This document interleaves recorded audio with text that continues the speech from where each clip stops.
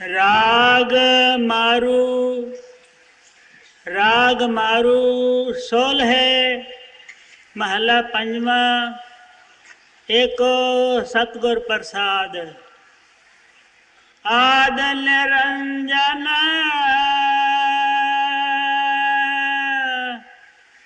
प्रभ निरंकारा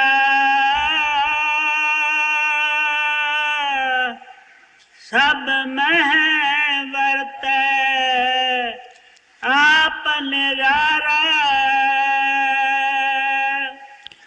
कल मैं तुलसी साहब जी महाराज की बाणी लई सी। उस तो पहले रोज़ मैं पलटू साहब जी महाराज की बाणी लई सी। उस तो पहले रोज़ मैं श्री हजूर स्वामी जी महाराज की बाणी लई सी। अज मैं गुरु नानक साहब के घर की बाणी लै रहा हाँ। मुख्त महात्मा दे बाणी लैण तो मेरा केवल इतना ही भाव है कि हर एक महात्मा का इको ही संदेश है, हर एक महात्मा का इको ही उपदेश है। मैं हमेशा अर्ज करता हाँ कि महात्मा किसी कौम, किसी मजहब, किसी मुल्क, किसी वक्त अंदर क्यों ना हो, हर एक महात्मा सानू परमात्मा दे भगती करन दा इको ही तरीका और साधन समझाउंदा है। दुनिया अंदर कदे कोई महात्मा ना कौम बनाउण आउंदा है, ना मजहब बनाउण आउंदा है, ना कोई दुनिया अंदर कौमां मजहबां मुल्कां दा झगड़ा खड़ा करन वास्ते आउंदे हैं। वो केवल साडे अंदर मालिक दे मिलन दा शौक और प्यार पैदा करदे हैं, सानू तरीका और साधन समझाउंदे हैं ताकि असी परमात्मा दी भगती करके देह दियां बंधनां तो मरण जमण दे दुखों तो हमेशा वास्ते छुटकारा हासिल कर सकिए। ये जितने भी अपने मजहब हैं, इन्हां दे सब दे रस्मों रिवाज, रहन सहन का तरीका, शरीयत कह लो, आपो अपनी है, जिहड़ी कि असी महात्मा दे जाण तो बाद अपने जरूरत के मुताबिक रस्मों रिवाज पैदा किए हुए हैं। लेकिन जिहड़ी रूहानियत है, असलियत है, हकीकत है, एसेंस ऑफ ट्रुथ है, बेस ऑफ स्पिरिचुअलिटी है, वो हर एक मजहब के तह के अंदर इको ही चीज़ होंदी है। महात्मा केवल दुनिया अंदर आके उस रूहानियत का प्रचार करते हैं, क्योंकि जितना अरसा असी उस रूहानियत के रंग में नहीं रंगे जावांगे, बेशक किसी कौम अंदर आइए, किसी मजहब अंदर आइए, किसी मुल्क अंदर आइए, साडा देह दियां बंधनां तो कदे किसी हालत अंदर छुटकारा नहीं हो सकता। उस रूहानियत नूं मुख्तलिफ महात्मा ने मुख्तलिफ कौमां, मजहबां, मुल्कां अंदर बैठ के मुख्तलिफ लफ्ज़ां के जरिए सानू समझाउण की कोशिश की है। जिस वक्त ऋषियां मुनियां दे आपां वेद शास्त्र पढ़ते हाँ, उन्होंने उसनूं आकाश बाणी, राम नाम, राम तुल, निर्मल नाद, दिव्य धुनी होर कई लफ्ज़ां नाल याद किया है। जिस वक्त असी क्राइस्ट का कलाम पढ़ते हाँ, उसने word, logos, name, spirit, holy ghost या होर कई लफ्ज़ां नाल याद किया है। मुहम्मद साहब ने या मुसलमान फ़कीरां ने उससे रूहानियत नूं कलमा, बांगे अलाही, कलामे अलाही, नदाए सुल्तानी, सुल्तान रुज़कार और कई लफ्ज़ां नाल याद किया है। आम संतां महात्मा ने शब्द और नाम ही कह के याद किया है। गुरु घर ने उससे नु गुर की बाणी, तुर की बाणी, सच्ची बाणी, अमर हुक्म अकत करा, हरि कीर्तन भी कह के समझाने की कोशिश की है। जितना अरसा असी इस रूहानियत के रंग विच नहीं रंगे जाते, साडा देह दियां बंधनां तो कदे छुटकारा नहीं हो सकता। रूहानियत का शरीयत के नाल इसे तरह का तल्लक है जिस तरह एक खूबसूरत फोटो या पेंटिंग का फोटो फ्रेम के नाल हुंदा है। असी समझते हाँ कीमत फोटो की है, खूबसूरती फोटो की होंदी है, फ्रेम तो उसनों संभाल के रखने वास्ते जरूरत पैंदी है। जिस तरह कीमती जेवर का जेवरां के डब्बे के नाल हुंदा है, खाली डब्बियां नूं कोई सेफां विच बंद करके नहीं रखता, वो डब्बे तो सिर्फ कीमती जेवरां नूं संभाल के रखने वास्ते इस्तेमाल किए जाते हैं। जिस तरह एक तलवार का म्यान के नाल रिश्ता हुंदा है, कम तलवार दिंदी है, म्यान तो संभाल के रखने वास्ते हुंदी है।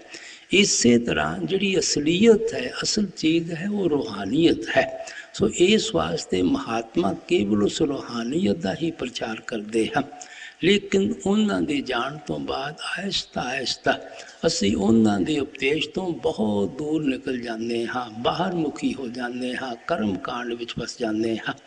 ਅਸਲੀ ਮਹਿਲਿਆਂ ਦੇ ਅੰਦਰ ਮਹਾਤਮਾ ਦੇ ਉਪਦੇਸ਼ ਨੂੰ ਸਮਝਣ ਦੀ ਬਜਾਏ ਕਦੇ ਉਹਨਾਂ ਦੀਆਂ ਖੜਾਵਾਂ ਨੂੰ ਮੱਥਾ ਟੇਕਣਾ ਮੁਕਤੀ ਸਮਝ ਲੈਂਦੇ ਹਾਂ, ਕਦੇ ਸਮਾਧਾਂ ਬਣਾ ਕੇ ਉੱਥੇ ਮੱਥੇ ਰਗੜਨੇ ਸ਼ੁਰੂ ਕਰ ਦਿੰਦੇ ਹਾਂ, ਕਦੇ ਬੁੱਤ ਬਣਾ ਕੇ ਜਾਂ ਤਸਵੀਰਾਂ ਦੀ ਪੂਜਾ ਕਰਨੀ ਸ਼ੁਰੂ ਕਰ ਦਿੰਦੇ ਹਾਂ, ਕਦੇ ਉੱਥੇ ਸਰੋਵਰ ਬਣਾ ਕੇ ਇਸ਼ਨਾਨ ਕਰਨਾ ਮੁਕਤੀ ਦਾ ਸਾਧਨ ਸਮਝ ਲੈਂਦੇ ਹਾਂ, ਕਦੇ ਉਹਨਾਂ ਦੀ ਯਾਦ ਵਿੱਚ ਤੀਰਥ ਬਣਾ ਕੇ ਉੱਥੇ ਜਾਣਾ ਹੀ ਮੁਕਤੀ ਸਮਝ ਲੈਂਦੇ ਹਾਂ, ਕਦੇ ਉਹਨਾਂ ਦੀ ਲਿਖਤਾਂ ਨੂੰ ਪੜ੍ਹਨਾ ਪੜ੍ਹਾਉਣਾ ਮੁਕਤੀ ਸਮਝ ਕੇ ਬੈਠ ਜਾਂਦੇ ਹਾਂ, ਕਦੇ ਉਹਨਾਂ ਜਗ੍ਹਾ ਦੇ ਖੂਹਾਂ ਦੇ ਪਾਣੀ ਪੀਣ ਨੂੰ ਮੁਕਤੀ ਸਮਝ ਲੈਂਦੇ ਹਾਂ, ਕਦੇ ਉਹਨਾਂ ਦੇ ਮੰਜਿਆਂ ਦੇ ਪਾਵਿਆਂ ਨੂੰ ਘੁੱਟਣਾ ਸ਼ੁਰੂ ਕਰ ਦਿੰਦੇ ਹਾਂ, ਕਦੇ ਉਹਨਾਂ ਦੇ ਫਰਨੀਚਰ ਜਾਂ ਕੋਠੀਆਂ ਦੇ ਚੱਕਰ ਮਾਰਨੇ ਸ਼ੁਰੂ ਕਰ ਦਿੰਦੇ ਹਾਂ।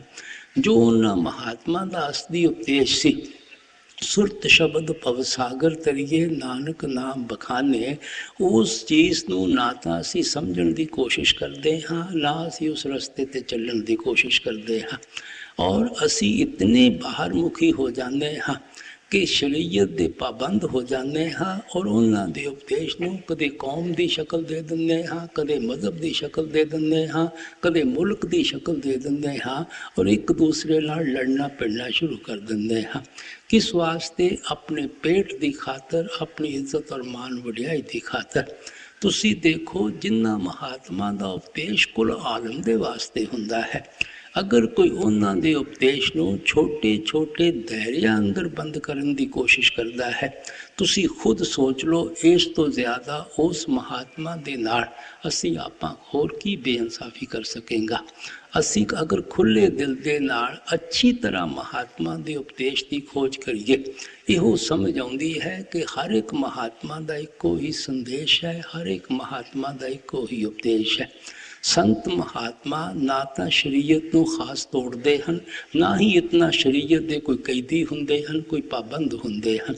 ਇਹੋ ਕਾਰਨ ਹੈ ਕਿ ਮਨਸੂਰ ਨੂੰ ਸ਼ਰੀਅਤ ਵਾਲਿਆਂ ਨੇ ਸੂਲੀ ਤੇ ਚਾੜ ਦਿੱਤਾ, ਕ੍ਰਾਈਸਟ ਨੂੰ ਸੂਲੀ ਤੇ ਚੜ੍ਹਨਾ ਪੈ ਗਿਆ, ਸਰਬਤ ਦਾ ਸਿਰ ਲੈਣਾ, ਸਰਬਤ ਨੂੰ ਆਪਣੀ ਜਾਨ ਦੇਣੀ ਪੈ ਗਈ। ਗੁਰੂ ਸਾਹਿਬ ਦੇ ਦੇਖ ਲਓ, ਕਿਸੇ ਨੂੰ ਤੱਤਿਆਂ ਤਵਿਆਂ ਤੇ ਬਿਠਾਤਾ, ਕਿਸੇ ਦਾ ਸੀਸ ਲੈ ਲਿਆ, ਸ਼ਮਸਤਰੇਜ਼ ਦੀ ਖੱਲ ਲਾ ਦਿੱਤੀ। ਉਹਨਾਂ ਮਹਾਤਮਾ ਦਾ ਕਸੂਰ ਕੀ ਸੀ? ਸ਼ਰੀਅਤ ਬਰਦਾਸ਼ਤ ਕਰ ਹੀ ਨਹੀਂ ਸਕੀ ਕਿ ਉਹ ਰੂਹਾਨੀਅਤ ਨੂੰ, ਉਹਨਾਂ ਦੀ ਰੂਹਾਨੀਅਤ ਨੂੰ ਸਮਝ ਸਕਦੇ। ਇਸ ਵਾਸਤੇ ਸ਼ਰੀਅਤ ਦੀ ਰੂਹਾਨੀਅਤ ਦੀ ਟੱਕਰ ਹੋ ਜਾਂਦੀ ਹੈ ਔਰ ਉਹਨਾਂ ਮਹਾਤਮਾ ਨੂੰ ਆਪਣੀ ਜਾਨ ਤੱਕ ਕੁਰਬਾਨ ਕਰਨੀ ਪੈਂਦੀ ਹੈ। ਇਹ ਅਗਰ ਅਸੀਂ ਅਨਬਾਇਸਡ ਮਾਈਂਡ ਕਰਕੇ ਉਹਨਾਂ ਦੇ ਮਹਾਤਮਾ ਦੇ ਉਪਦੇਸ਼ ਦੀ ਖੋਜ ਕਰਨ ਦੀ ਕੋਸ਼ਿਸ਼ ਕਰੀਏ, ਸਮਝ ਆਉਂਦੀ ਹੈ ਹਰ ਇੱਕ ਦਾ ਇੱਕੋ ਹੀ ਸੰਦੇਸ਼ ਹੈ, ਇੱਕੋ ਹੀ ਉਪਦੇਸ਼ ਹੈ। ਤੁਹਾਨੂੰ ਪਤਾ ਹੈ, ਗੁਰੂ ਨਾਨਕ ਸਾਹਿਬ ਨੇ ਕਿਹਾ ਸੀ, ਮੇਰਾ ਉਪਦੇਸ਼ 4 ਵਰਨੋਂ ਕੋ ਸਾਂਝਾ। ਹੁਣ ਤੁਸੀਂ ਦੇਖਦੇ ਹੋ, 4 ਵਰਨਾਂ ਦੇ ਅੰਦਰ ਸਭ ਦੁਨੀਆ ਦੀਆਂ ਕੌਮਾਂ ਆ ਜਾਂਦੀਆਂ ਹਨ, ਸਭ ਦੁਨੀਆ ਦੇ ਮਜ਼ਹਬ ਆ ਜਾਂਦੇ ਹਨ, ਸਭ ਦੁਨੀਆ ਦੇ ਇਨਸਾਨ ਆ ਜਾਂਦੇ ਹਨ।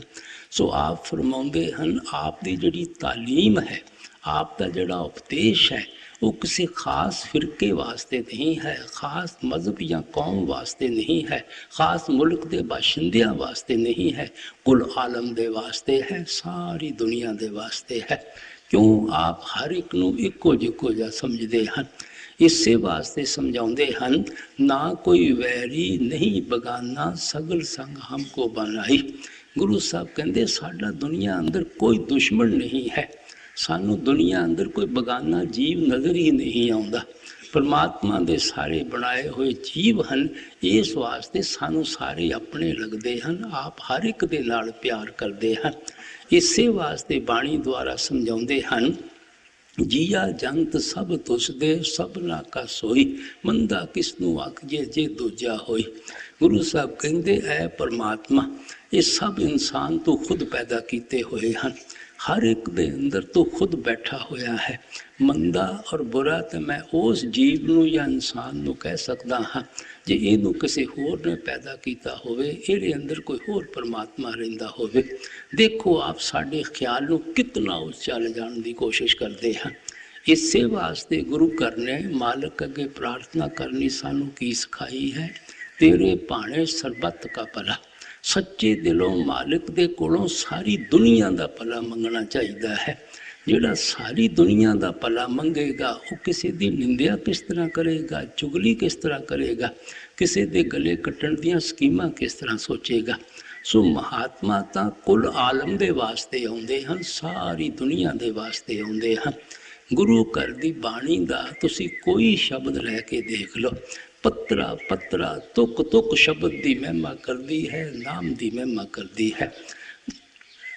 गुरु नानक साहब की बाणी पढ़ते हाँ, आपने नाम तो अलावा बाहर मुखी साधना का बहुत ज़्यादा खंडन किया है और नाम की कमाई ते बहुत जोर दिता है, लेकिन नाम नू ज़्यादा अच्छी तरह खोल के नहीं समझाया। इसे वास्ते कहते हैं नामे तुल ना पुजी सब डिठी ठोक बजाए। गुरु नानक साहब कहते असी ठोक वजा के अपना जाती तजर्बा थानू समझाते हाँ कि कोई चीज़ कदे नाम भगती का मुकाबला नहीं कर सकती। और इसे वास्ते सानू उपदेश करते हैं नानक नाम न विसरे छूटे शब्द कमाए। भरावा नाम नू कदे सुपने अंदर भी विसारन की कोशिश ना करी। जदों भी देह दियां बंधना तो छुटेगा केवल शब्द की कमाई करके। दूसरी पातशाही ने नाम के मुतलक इशारे अपनी बाणी विच कर दिते कि गुरु नानक साहब का नाम तो की मतलब है। जिस वक्त लिखते हैं अखां बाजों वेखना बिन कन्ना सुनना, पैरां बाजों चलना बिन हत्थां करना, जीबे बाजों बोलना यूं जीवत मरना, नानक हुक्म पछाण के त्यों कसमे मिलना। आप समझाते हैं गुरु नानक साहब नाम उसनू कहते हैं जिसनू साडियां अखां कदे नहीं देख सकदियां, जिसनू साडी ये जुबान कदे बयान नहीं कर सकती, जिसनू साडे हथ कदे नहीं लिख सकते, जिथे साडे पैर लैके नहीं पहुँच सकते, जिस चीज़ नू असीं जींदे जी मर के हासिल करना है कि जिस चीज़ नू नवां दवारियां चों ख्याल कढ़ के अखां पिछे लिया के हासिल करना है। सो जिस नाम की गुरु घर महिमा करता है वो देखण विच नहीं आउंदा, वो लिखण विच नहीं आउंदा, वो पढ़न विच नहीं आउंदा। जिहड़ा देखण विच नहीं आउंदा, लिखण विच नहीं आउंदा, पढ़न विच नहीं आउंदा, उत्थे जुबान दा तां कदे सवाल ही पैदा नहीं हो सकता। तीसरी पातशाही ने होर अच्छी तरह खोल के नाम दे मतलब समझा दिता, शरीरों बाहर को पालन जाए, नाम न ले बहुत बगार दुख पाए। गुरु साहब कहते जिस नाम के पिछे गुरु साहब महिमा करते आए हैं वो नाम थानू ग्रंथां पोथियां चों नहीं मिलना, थानू कते बाहरों नहीं मिलना, थानू शरीर दे अंदरों मिलना है, थानू दे और थोड़े वजूद दे अंदरों मिलना है। जिसनू मिलिया अंदरों मिलिया है और जिसनू भी कदे मिलेगा अपने अंदरों मिलेगा। अंदरों कदों मिलेगा, 9 दर ठाके तावत रहाए, 10वें निज कर वासा पाए। उथे अनहद शब्द वजे दिन राती गुरमती शब्द सुनावणिया। उस वक्त मिलेगा जदों तुसी 9 दवारियां चो ख्याल नू समेट के अखां पिछे लिया के इकट्ठा करोगे, तुसी अपने घर दे दरवाजे ते पहुँच जाओगे। उस घर दे दरवाजे की ये निशानी याद रखना कि उस नुकते और पॉइंट ते हर एक के अंदर अनहद शब्द दिन रात तुनकारा दे लिया है।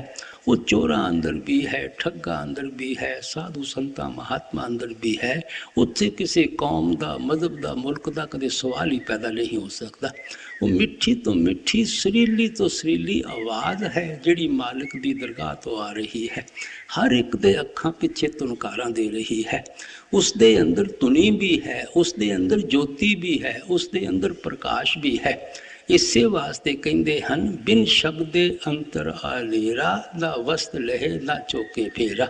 उस शब्द की कमाई तो बगैर थोड़े अंदरों कदे अज्ञानता का अंधेरा दूर नहीं हो सकता, थानू कदे परमात्मा नहीं मिल सकता, थोड़ा कदे भी देह दियां बंधना तो छुटकारा नहीं हो सकता।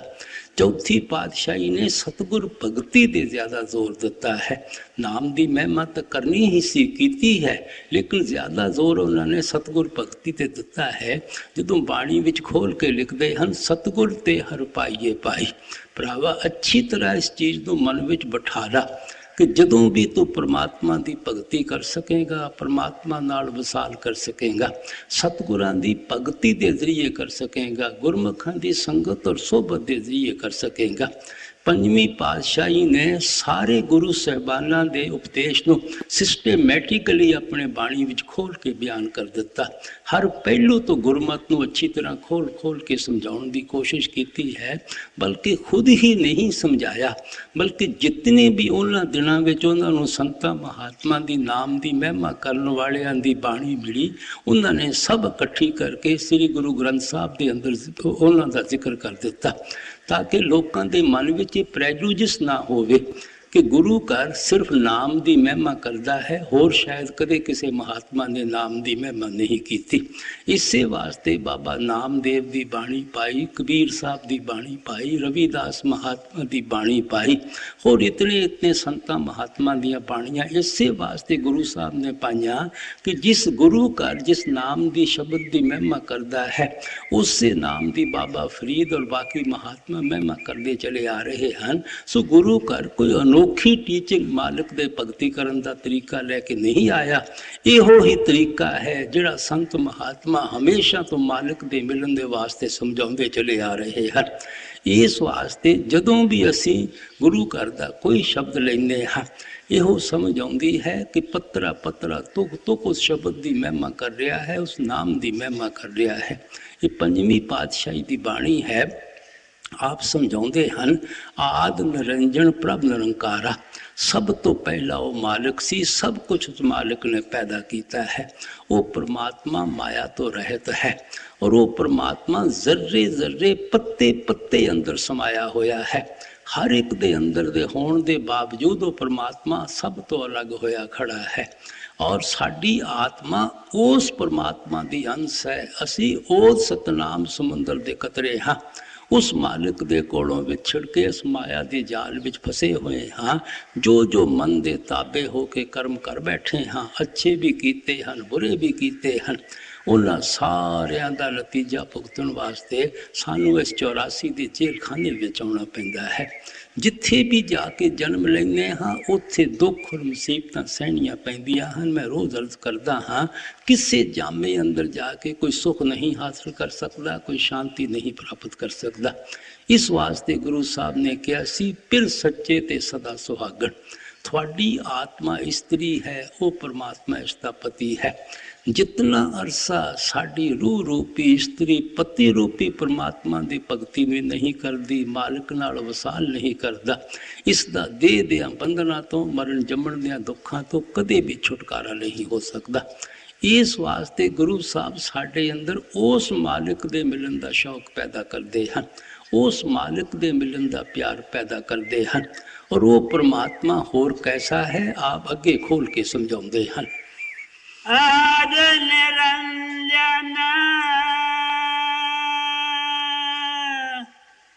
ਪ੍ਰਭ ਨਿਰੰਕਾਰਾ, ਸਭ ਮਹਿ ਵਰਤੈ ਆਪ ਨਿਰਾਰਾ, ਵਰਨ ਜਾਤ चिन्ह नहीं कोई, सब हुक्म श्रेष्ठ उपायंदा। ਸਮਝਾਉਂਦੇ ਹਨ ਕਿ ਦੁਨੀਆ ਅੰਦਰ ਦੋ ਕਿਸਮ ਦੇ ਇਨਸਾਨ ਹਨ, ਇੱਕ ਗੁਰਮੁਖ ਲੋਕ ਹਨ, ਇੱਕ ਮਨਮੁਖ ਲੋਕ ਹਨ। ਦੋਨੋਂ ਹੀ ਉਸ ਪਰਮਾਤਮਾ ਦੇ ਬਣਾਏ ਹੋਏ ਜੀਵ ਹਨ ਔਰ ਇਹ ਵੀ ਉਸ ਪਰਮਾਤਮਾ ਦੇ ਹੱਥ ਵਿੱਚ ਹੈ। ਜਿਹਨੂੰ ਚਾਹੁੰਦਾ ਹੈ ਉਹ ਗੁਰਮੁਖ ਬਣਾ ਲੈਂਦਾ ਹੈ।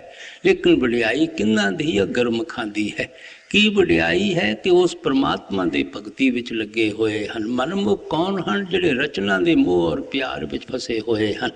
ਗੁਰੂ ਸਾਹਿਬ ਕਹਿੰਦੇ ਉਹ ਪਰਮਾਤਮਾ ਕੈਸਾ ਹੈ? ਵਰਨ ਜਾਤ ਚਿਹਨ ਨਹੀਂ ਕੋਈ, ਸਭ ਹੁਕਮੇ ਸ੍ਰਿਸ਼ਟ ਪਾਏਦਾ। जिस परमेश्वर ने हुक्म के जरिए सारी सृष्टि की रचना पैदा की है, ना वो काला है, ना वो गोरा है, ना वो हिंदू है, ना वो सिख है, ना ईसाई है, ना हिंदुस्तान दे रहने वाला है, ना अमरीका और अफ्रीका दे रहने वाला है। आप दे समझाउण दा मतलब वो परमात्मा एक है, ये नहीं कि हिंदुओं का कोई होर है, सिखा ईसाइयां मुसलमानों का कोई होर है।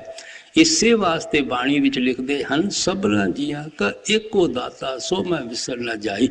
जो कुछ तुसी अखां नाल देखते हो इसनूं पैदा करने वाला एक परमात्मा है। ਇਸੇ ਵਾਸਤੇ ਜਪਜੀ ਸਾਹਿਬ ਦੀ ਪਹਿਲੀ ਪੌੜੀ ਵਿੱਚ ਕਹਿੰਦੇ ਹਨ, ਆਦ ਸੱਚ ਜੁਗਾਦ ਸੱਚ ਹੈ ਵੀ ਸੱਚ ਨਾਨਕ ਹੋਸੀ ਵੀ ਸੱਚ। ਗੁਰੂ ਸਾਹਿਬ ਕਹਿੰਦੇ ਤਜਰਬਾ ਕਰਦੇ ਕਰਦੇ ਮੇਰੇ ਤਜਰਬੇ ਵਿੱਚ ਇੱਕ ਐਸੀ ਚੀਜ਼ ਆਈ ਹੈ ਜਿਹੜੀ ਆਦ ਜੁਗਾਦ ਤੋਂ ਸੱਚ ਚਲੀ ਆ ਰਹੀ ਹੈ। ਸੱਚ ਦਾ ਮਤਲਬ ਜਿਹੜੀ ਕਦੇ ਨਾਸ਼ ਨਹੀਂ ਹੁੰਦੀ, ਕਦੇ ਫਨਾ ਨਹੀਂ ਹੁੰਦੀ, ਉਹ ਸਿਰਫ ਪਰਮਾਤਮਾ ਹੈ। ਉਸ ਤੋਂ ਇਲਾਵਾ ਜੋ ਕੁਝ ਵੀ ਅੱਖਾਂ ਨਾਲ ਦੇਖਦੇ ਹਾਂ ਸਭ ਦੇ ਨਾਸ਼ ਹੋ ਜਾਣਾ ਹੈ, ਸਭ ਨੇ ਫਨਾ ਹੋ ਜਾਣਾ ਹੈ। ਸਿਰਫ ਇੱਕ ਉਹ ਪਰਮਾਤਮਾ ਹੈ ਜਿਹੜਾ ਕਦੇ ਨਾਸ਼ ਨਹੀਂ ਹੁੰਦਾ, ਜਿਹੜਾ ਕਦੇ ਫਨਾ ਨਹੀਂ ਹੁੰਦਾ। ਮੁਸਲਮਾਨ ਫਕੀਰਾਂ ਨੇ ਵੀ ਇਸੇ ਵਾਸਤੇ ਉਸ ਪਰਮਾਤਮਾ ਨੂੰ ਰੱਬਲ ਆਲਮੀਨ ਕਿਹਾ ਹੈ, ਰੱਬਲ ਮੁਸਲਮੀਨ ਕਹਿ ਕੇ ਯਾਦ ਨਹੀਂ ਕੀਤਾ। ਇਸੇ ਤਰ੍ਹਾਂ ਉਸ ਨੂੰ ਰਿਸ਼ੀ ਮੁਨੀ ਵੀ ਇੱਕ ਏਕਾ ਕਹਿੰਦੇ ਚਲੇ ਆ ਰਹੇ ਹਨ। ਹੁਣ ਤੁਸੀਂ ਸੋਚੋ, ਜਦੋਂ ਪਰਮਾਤਮਾ ਇੱਕ ਹੈ, ਨਾ ਉਹ ਹਿੰਦੂ ਹੈ, ਨਾ ਉਹ ਸਿੱਖ ਹੈ, ਨਾ ਉਹ ਈਸਾਈ ਹੈ, ਨਾ ਮੁਸਲਮਾਨ ਹੈ, ਇਹ ਸਾਡੀ ਆਤਮਾ ਤਾਂ ਉਸ ਪਰਮਾਤਮਾ ਦੀ ਅੰਸ਼ ਹੈ। ਅਸੀਂ ਤਾਂ ਉਹ ਸਤਨਾਮ ਸਮੁੰਦਰ ਦੇ ਕਤਰੇ ਹਾਂ। ਆਤਮਾ ਕਿਸ ਤਰ੍ਹਾਂ ਹਿੰਦੂ ਹੋ ਗਈ, ਸਿੱਖ ਹੋ ਗਈ, ਮੁਸਲਮਾਨ ਹੋ ਗਈ, ਈਸਾਈ ਹੋ ਗਈ? ਅਗਰ ਸਮੁੰਦਰ ਦੀ ਕੋਈ ਕੌਮ ਨਹੀਂ ਹੈ, ਮਜ਼ਹਬ ਨਹੀਂ ਹੈ, ਤਾਂ ਤੁਸੀਂ ਸੋਚੋ ਇੱਕ ਮਾਮੂਲੀ ਕਤਰੇ ਦੀ ਕਿਹੜੀ ਕੌਮ ਔਰ ਮਜ਼ਹਬ ਹੋ ਸਕਦੀ ਹੈ? ਅਗਰ ਸੂਰਜ ਦੀ ਕੋਈ ਕੌਮ ਔਰ ਮਜ਼ਹਬ ਨਹੀਂ ਹੈ, ਮਾਮੂਲੀ ਰੋਸ਼ਨੀ ਦੀ ਕੀ ਕੌਮ ਔਰ ਮਜ਼ਹਬ ਹੋ ਸਕਦਾ ਹੈ? ਪਰਮਾਤਮਾ ਨੇ ਤਾਂ ਇਨਸਾਨ ਪੈਦਾ ਕੀਤਾ ਹੈ। ਅਸੀਂ ਛੋਟੀਆਂ ਛੋਟੀਆਂ ਜਾਤਾਂ ਪਾਤਾਂ ਕੌਮਾਂ ਮਜ਼ਹਬਾਂ ਮੁਲਕਾਂ ਅੰਦਰ ਆਪਣੇ ਆਪ ਨੂੰ ਤਕਸੀਮ ਕਰੀ ਜਾਂਦੇ ਹਾਂ ਔਰ ਇੱਕ ਦੂਸਰੇ ਦੇ ਭਿੰਨ ਭੇਦ ਵਿੱਚ ਫਸੇ ਹੋਏ ਹਾਂ। ਹਾਲਾਂਕਿ ਹਰ ਇੱਕ ਮਹਾਤਮਾ ਨੇ ਪੂਰੀ ਕੋਸ਼ਿਸ਼ ਕੀਤੀ ਹੈ ਇਹਨਾਂ ਜਾਤਾਂ ਪਾਤਾਂ ਕੌਮਾਂ ਮਜ਼ਹਬਾਂ ਚੋਂ ਸਾਡੇ ਖਿਆਲ ਨੂੰ ਉੱਚਾ ਉਠਾਉਣ ਦੀ। ਇਸੇ ਵਾਸਤੇ ਗੁਰੂ ਨਾਨਕ ਸਾਹਿਬ ਨੇ ਕਿਹਾ ਸੀ, ਜਿੱਥੇ ਲੇਖਾ ਮੰਗੀਏ ਤਿੱਥੇ ਦੇ ਜਾਤ ਨਾ ਜਾਏ। ਭਰਾਵਾ, ਜਿਸ ਜਗ੍ਹਾ ਤੇਰੇ ਕਰਮਾਂ ਦਾ ਹਿਸਾਬ ਕਿਤਾਬ ਹੋਣਾ ਹੈ, ਨਾ ਤਾਂ ਤੇਰੇ ਸਰੀਰ ਨੇ ਪਹੁੰਚਣਾ ਹੈ, ਨਾ ਤੇਰੀਆਂ ਕਿਸੇ ਨੇ ਜਾਤਾਂ ਪਾਤਾਂ ਪੁੱਛਣੀਆਂ ਹਨ। ਇਹਨਾਂ ਜਾਤਾਂ ਪਾਤਾਂ ਦਾ ਕੌਮਾਂ ਮਜ਼ਹਬਾਂ ਦਾ ਤੇਰੇ ਸਰੀਰ ਨਾਲ ਤਲਕ ਹੈ। ਸਰੀਰ ਤੇਰਾ ਅਗਨੀ ਦੇ ਸਪੁਰਦ ਹੋ ਜਾਣਾ ਹੈ, ਮਿੱਟੀ ਅੰਦਰ ਦਬਾ ਦਿੱਤਾ ਜਾਵੇਗਾ, ਜਾਂ ਤਾਂ ਤੇਰੇ ਕੌਮ ਔਰ ਮਜ਼ਹਬ ਅਗਨੀ ਦੇ ਸਪੁਰਦ ਹੋ ਕੇ ਖਤਮ ਹੋ ਜਾਣਗੇ, ਜਾਂ ਤੇਰੀਆਂ ਜਾਤਾਂ ਪਾਤਾਂ ਮਿੱਟੀ ਵਿੱਚ ਹੀ ਰੁਲਦੀਆਂ ਰਹਿ ਜਾਣਗੀਆਂ। ਉੱਥੇ ਸਾਡੇ ਕਰਮ ਦੇਖੇ ਜਾਂਦੇ ਹਨ, ਸਾਡਾ ਭਗਤੀ ਭਾਵ ਦੇਖਿਆ ਜਾਂਦਾ ਹੈ, ਸਾਡਾ ਮਾਲਕ ਦੇ ਮਿਲਣ ਦਾ ਇਸ਼ਕ ਔਰ ਪਿਆਰ ਦੇਖਿਆ ਜਾਂਦਾ ਹੈ। ਇਸੇ ਵਾਸਤੇ ਕਬੀਰ ਸਾਹਿਬ ਨੇ ਕਿਹਾ ਸੀ, ਜਾਤ ਪਾਤ ਪੁੱਛੇ ਨਾ ਕੋ ਹਰ ਕੋ ਭਜੇ ਸੋ ਹਰ ਕਾ ਹੋ। ਜਾਤਾਂ ਪਾਤਾਂ ਤੁਹਾਡੀਆਂ ਕਿਸੇ ਨੇ ਨਹੀਂ ਪੁੱਛਣੀਆਂ। ਜੋ ਪਰਮਾਤਮਾ ਦੀ ਭਗਤੀ ਕਰਦਾ ਹੈ ਉਹ ਪਰਮਾਤਮਾ ਦਾ ਰੂਪ ਹੋ ਜਾਂਦਾ ਹੈ। ਤੁਸੀਂ ਹਿੰਦੂ ਹੋ ਕੇ ਭਗਤੀ ਕਰੋ, ਸਿੱਖ ਈਸਾਈ ਹੋ ਕੇ ਭਗਤੀ ਕਰੋ, ਭਗਤੀ ਦੇ ਵਾਪਸ ਜਾ ਕੇ ਮਾਲਕ ਨਾਲ ਮਿਲਾਉਣਾ ਹੈ। ਮਤੇ ਕਿਸੇ ਦੇ ਮਨ ਵਿੱਚ ਇਹ ਖਿਆਲ ਹੋਵੇ ਕਿ ਸ਼ਾਇਦ ਹਿੰਦੂਆਂ ਤੋਂ ਸਿੱਖ ਬਣਨਾ ਪਵੇਗਾ, ਸਿੱਖਾਂ ਤੋਂ ਈਸਾਈ ਬਣਨਾ ਪਵੇਗਾ, ਈਸਾਈ ਤੋਂ ਮੁਸਲਮਾਨ ਬਣਨਾ ਪਵੇਗਾ। ਕਬੀਰ ਸਾਹਿਬ ਕਹਿੰਦੇ ਇਹ ਖਿਆਲ ਹੀ ਹਮੇਸ਼ਾ ਵਾਸਤੇ ਮਨ ਚੋਂ ਕੱਢ ਦਿਓ। ਇਸੇ ਵਾਸਤੇ ਬੁੱਲੇ ਸ਼ਾਹ ਨੇ ਕਿਹਾ ਸੀ, ਅਮਲਾਂ ਉੱਤੇ ਹੋਣ ਨਵੇੜੇ ਖੜੀ ਰਹਿਣਗੀਆਂ ਜਾਤਾਂ। ਜਿਹੜੇ ਆਪਣੇ ਅਮਲਾਂ ਦੀ ਤਰਫ ਧਿਆਨ ਦਿੰਦੇ ਹਨ, ਕਰਮਾਂ ਦੀ ਤਰਫ ਧਿਆਨ ਦਿੰਦੇ ਹਨ, ਉਹਨਾਂ ਦਾ ਹੀ ਉੱਥੇ ਹਿਸਾਬ ਕਿਤਾਬ ਹੁੰਦਾ ਹੈ। ਜਿਨ੍ਹਾਂ ਨੂੰ ਜਾਤਾਂ ਪਾਤਾਂ ਦਾ ਹੰਕਾਰ ਗਰੂਰ ਰਹਿੰਦਾ ਹੈ, ਉਹਨਾਂ ਨੂੰ ਉੱਥੇ ਕੋਈ ਨਹੀਂ ਪੁੱਛਦਾ। इस वास्ते पलटू साहब ने क्या सी, पलटू ऊंची जात का मत कोई करे हंकार, साहब के दरबार में केवल भगत पिया। मते किसी दे मन विच ख्याल होवे कि मैं ब्राह्मणा दे घर जन्म लै बैठा हाँ, शायद मैनू ही सिर्फ फ़ख्र हासिल है कि मैं मालिक नाल मिल सका। होर किसी जाति नूं ये फ़ख्र नहीं हो सकता कि वह मालिक दी भगती कर सके। पलटू साहब कहंदे ख्याल ही मन चों कढ दिओ, मालिक दे घर पहुँचण वास्ते सिर्फ भगती दी लोड़ पैंदी है, प्रेम दी लोड़ पैंदी है, प्यार दी लोड़ पैंदी है। इस तो ज़्यादा होर गुरु नानक साहब की कहणगे, बिन नाम में सब नीच जात हैं, विष्टा के कीड़े होए। ਜਿਹੜੇ ਮਾलिक ਦੀ ਭਗਤੀ ਨਹੀਂ ਕਰਦੇ, ਨਾਮ ਦੀ ਕਮਾਈ ਨਹੀਂ ਕਰਦੇ, ਉਹ ਨੀਚੇ ਤੋਂ ਨੀਚੀ ਜ਼ਾਤ ਵਾਲੇ ਹਨ। ਮੌਤ ਤੋਂ ਬਾਅਦ ਜਾ ਕੇ ਉਹਨਾਂ ਨੇ ਗੰਦਗੀ ਦੇ ਕੀੜੇ ਬਣਨਾ ਹੈ। ਕਿੰਨਾਂ ਦੀ ਉੱਚੀ ਜਾਤ ਹੈ, ਜਿਸ ਨਾਮ ਹਿਰਦੇ ਸੋ ਉੱਚੇ ਉੱਚਾ ਸੱਚੇ ਆਪ ਸਮਾ ਮਿਲਿਆ। ਜਿੱਦਾਂ ਦੇ ਹਿਰਦੇ ਦੇ ਅੰਦਰ ਉਸ ਮਾਲਿਕ ਦਾ ਨਾਮ ਵਸ ਜਾਂਦਾ ਹੈ, ਉਹ ਉੱਚੇ ਤੋਂ ਉੱਚੇ ਹਨ, ਸੁੱਚੇ ਤੋਂ ਸੁੱਚੇ ਹਨ, ਵਾਪਸ ਜਾ ਕੇ ਸੱਚੇ ਪਰਮਾਤਮਾ ਦੇ ਅੰਦਰ ਸਮਾ ਜਾਂਦੇ ਹਨ। ਇਸ ਵਾਸਤੇ ਗੁਰੂ ਘਰ ਸਾਨੂੰ ਇੱਥੇ ਪਿਆਰ ਨਾਲ ਸਮਝਾਉਂਦਾ ਹੈ ਕਿ ਉਹ ਪਰਮਾਤਮਾ ਇੱਕ ਹੈ। ਐਵੇਂ ਜਾਤਾਂ ਪਾਤਾਂ ਦੇ ਝਗੜਿਆਂ ਵਿੱਚ ਨਾ ਫਸੋ, ਆਪਣੇ ਅੰਦਰ ਮਾਲਿਕ ਦੇ ਮਿਲਣ ਦਾ ਇਸ਼ਕ ਪੈਦਾ ਕਰੋ, ਪ੍ਰੇਮ ਪੈਦਾ ਕਰੋ, ਪਿਆਰ ਪੈਦਾ ਕਰੋ। वरन जात चिन्ह नहीं कोई, सब हुक्म श्रेष्ठ पाएंदा 184 जो न सबाई मानस को प्रभ दीवरियाई इस पौड़ी ते जो नर चुका सो आए जाए दुख पाएंदा। ਹੁਣ ਗੁਰੂ ਸਾਹਿਬ ਕਹਿੰਦੇ ਆ ਜੋ ਕੁਝ ਰਚਨਾ ਆਪਾਂ ਨੂੰ ਅੱਖਾਂ ਨਾਲ ਨਜ਼ਰ ਆਉਂਦੀ ਹੈ ਇੱਕ 84 ਦਾ ਬਹੁਤ ਬੜਾ ਸਾਰਾ ਜੇਲ੍ਹ ਖਾਨਾ ਹੈ। ਅਸੀਂ ਆਪਣੇ ਕਰਮਾਂ ਕਰਕੇ ਇਸ ਜੇਲ੍ਹ ਖਾਨੇ ਦੇ ਕੈਦੀ ਹੋਏ ਬੈਠੇ ਹਾਂ। जो जो मन दे ताबे होके कर्म करते हाँ क्योंकि ये कर्म भूमि है कर्मा संदड़ा खेत है। अच्छे कर्म करते हाँ अच्छा नतीजा भुगतन वास्ते आ जावांगे। मंजे कर्म करते हाँ मंदा नतीजा भुगतन वास्ते आ जावांगे। अच्छिया कर्मा करके भी देह दियां बंधना तो आज़ाद नहीं हो सकते। बुरिया कर्मां दे करके तो की होना है। क्या राजा क्या प्रजा क्या अमीर क्या गरीब क्या औरत क्या आदमी सब दुनिया के जीव इत्थे आके आपो अपने कर्मां दा हिसाब दे रहे हैं। इन्हां कर्मां करके कदे कुत्ता बनना पैंदा है बिल्ला बनना पैंदा है घोड़ा बनना पैंदा है गधा बनना पैंदा है ऊँट बनना पैंदा है कदे इंसान दा जामा भी मिल जाता है। सो इस वास्ते जिथे भी जाने हाँ दुख और मुसीबत सहनिया पैंदियां हैं। गुरु नानक साहब कहते 84 का बहुत बड़ा सारा जेल खाना है। इस दे अंदरों परमात्मा ने निकलने का केवल एक दरवाज़ा रखा है। केड़ा दरवाज़ा है? इंसान का जामा है। ये फ़ख्र सिर्फ परमात्मा ने इंसान नूं दिता है कि वो हिम्मत करके मालिक की भगती करके मालिक नाल वसाल करके इस 84 के जेल खाने चो निकल सकता है। अगर लाहा है इंसान के जामे का केवल मालिक की भगती मालिक का वसाल है। बाल बच्चे तो हर जामे विच मिलते आए हैं। खाना पीना ऐशो इशरत तुसीं देखो किहड़े मौके वसी नहीं कर सके। अगर कोई अनोखी चीज़ है जिहड़ी पिछे नहीं हासिल कर सके हुण हासिल कर सकते हाँ वो सिर्फ मालिक की प्राप्ति है। इसे वास्ते चौथी पातशाही ने कहा सी काया नगर नगर है नीको विसौदा हर रस की जे। भरावा तेरी देह बहुत खूबसूरत शहर है क्योंकि इस दे विच बैठ के तू हरी दा सौदा खरीद सकता है। ये सौदा होर किसी जामे अंदर बैठ के आपां नहीं खरीद सकते। इस वास्ते गुरु साहब कहते उस मंजिले मकसूद नूं अखां अगे रख उस डेस्टिनेशन की खोज कर उस रूहानी सफ़र नूं तय कर ताकि तेरा देह विच आवन दा परपत पूरा हो जाए मकसद पूरा हो जाए।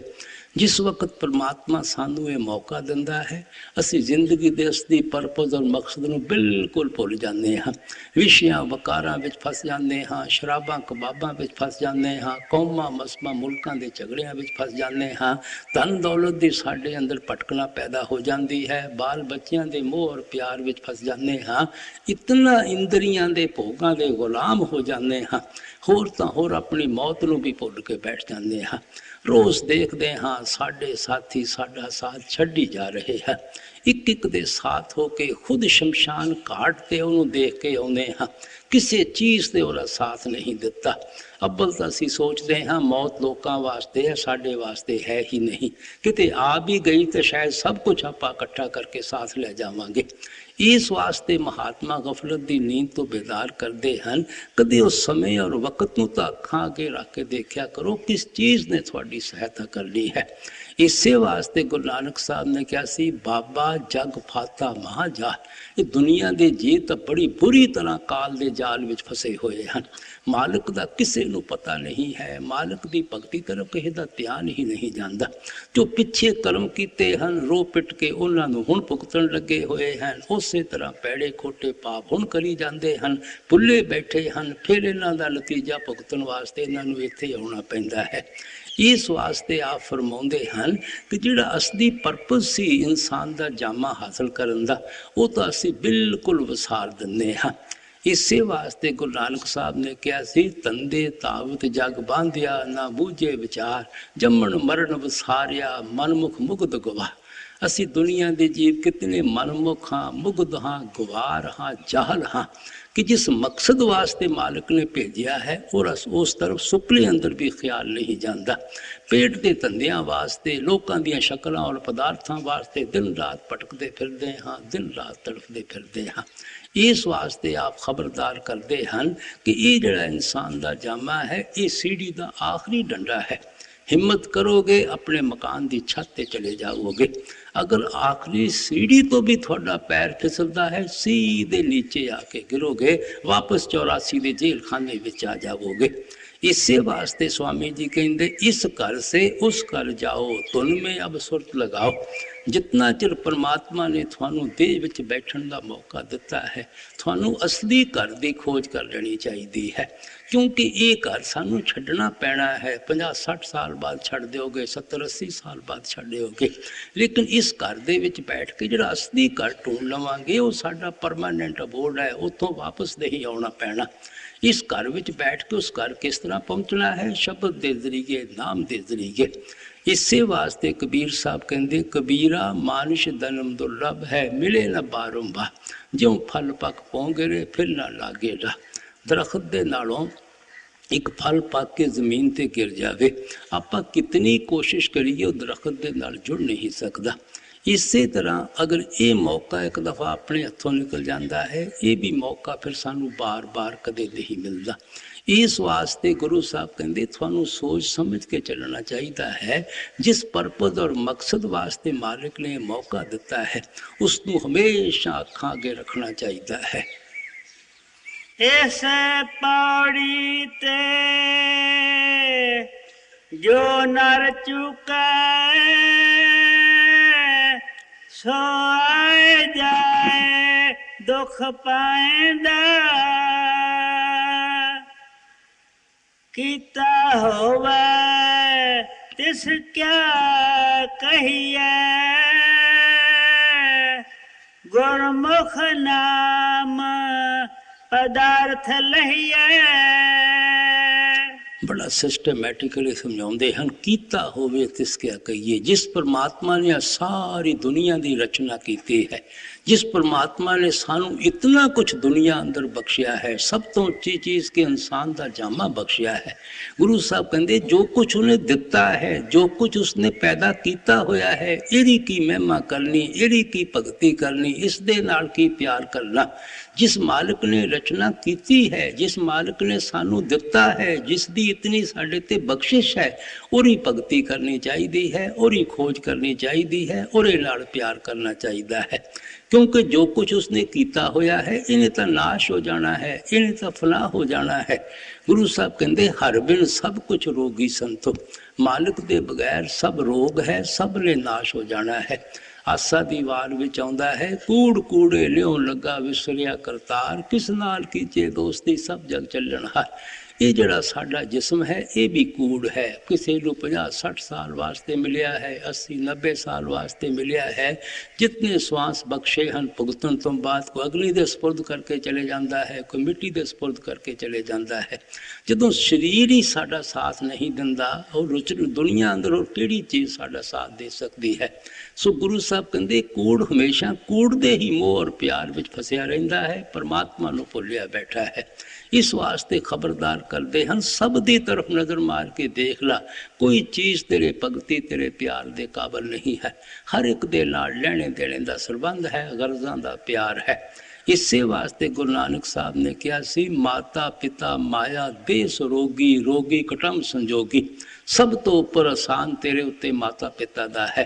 तेनू जन्म भी दिंदे हैं, तेरी परवरिश भी करते हैं, तेरे वास्ते दुख और मुसीबत भी उठाते हैं, लेकिन तेरी कोई सहायता भरावा नहीं कर सकते, तेरी कोई मदद नहीं कर सकते।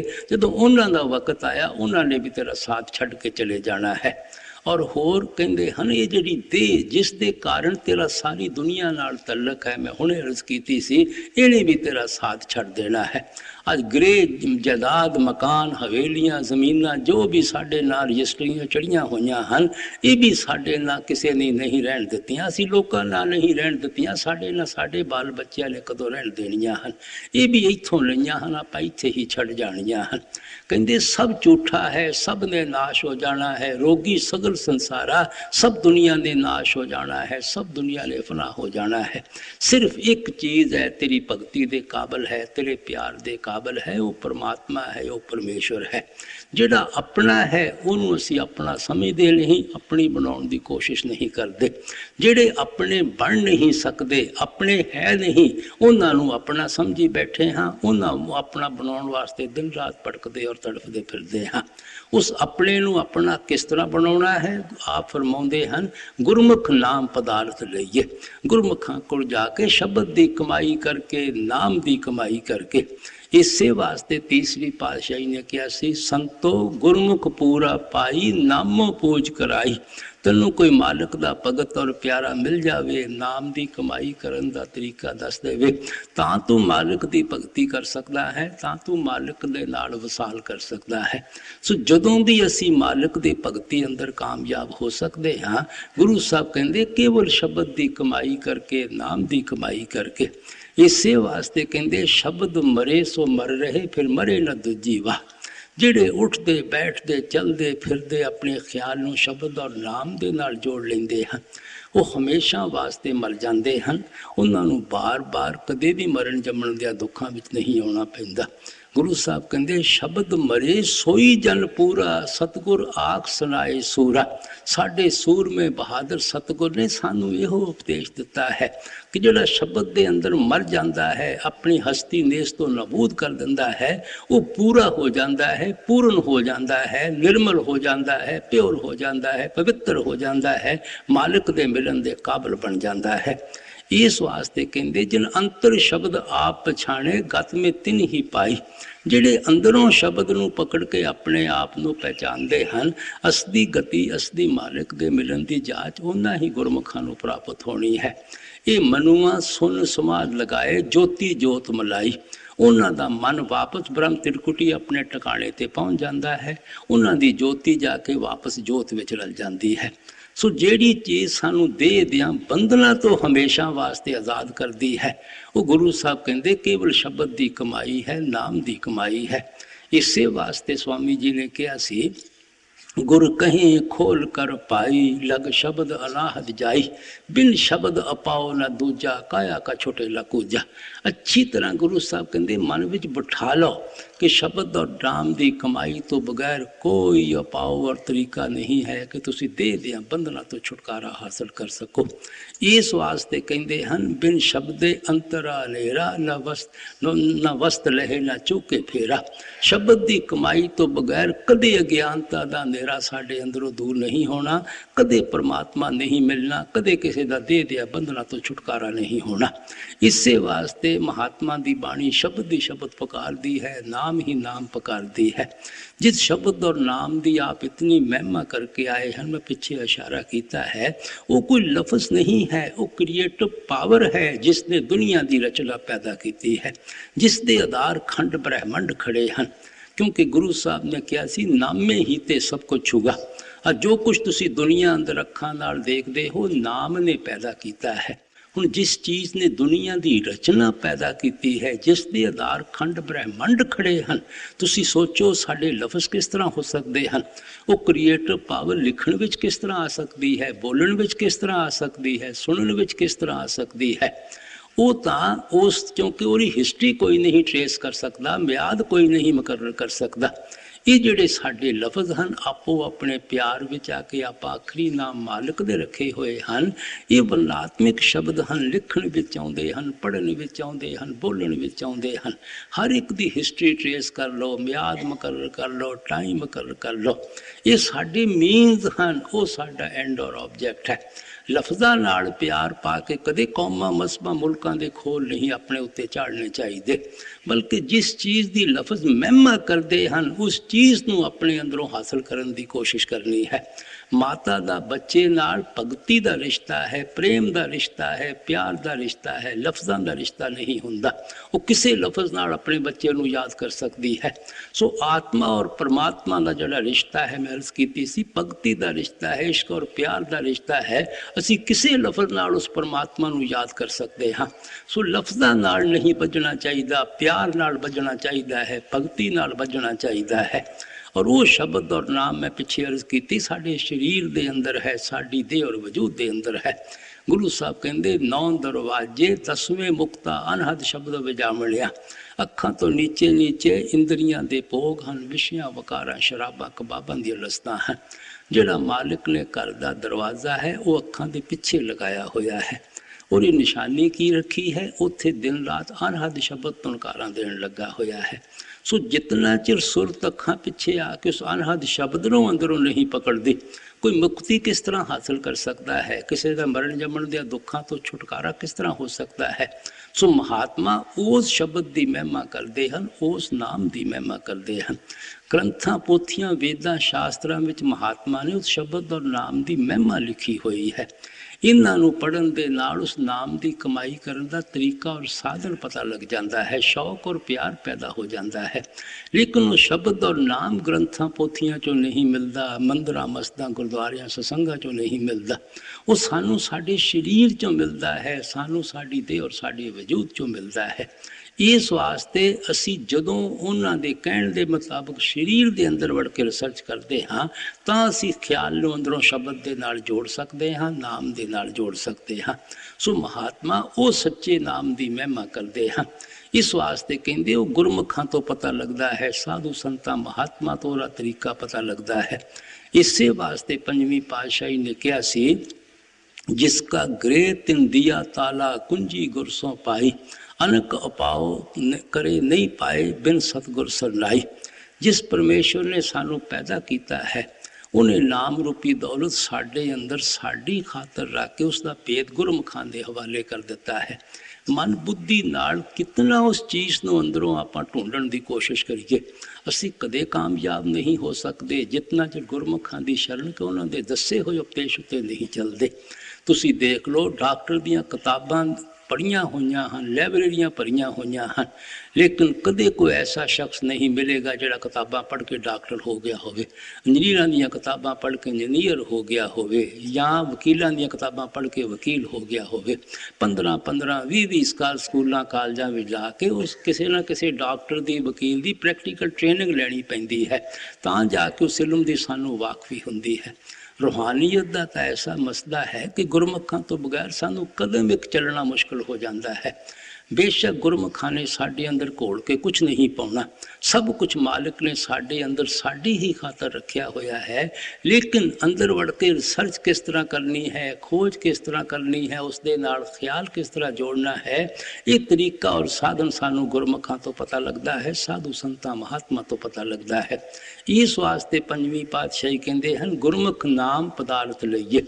गुरमुखां कोल जाके वो शब्द की कमाई करनी है, नाम की कमाई करनी है, ताकि जिस परमात्मा ने सानू इतना कुछ दुनिया अंदर बख्शिया है असी उसकी भगती कर सकीए, उसकी भगती के अंदर कामयाब हो सकीए। कीता होवे तिस क्या कहिए, गुरमुख नाम पदार्थ लहिए। जिस आप भुलाए सोई भूले, सो बुझे जिसे बुझाएंदा।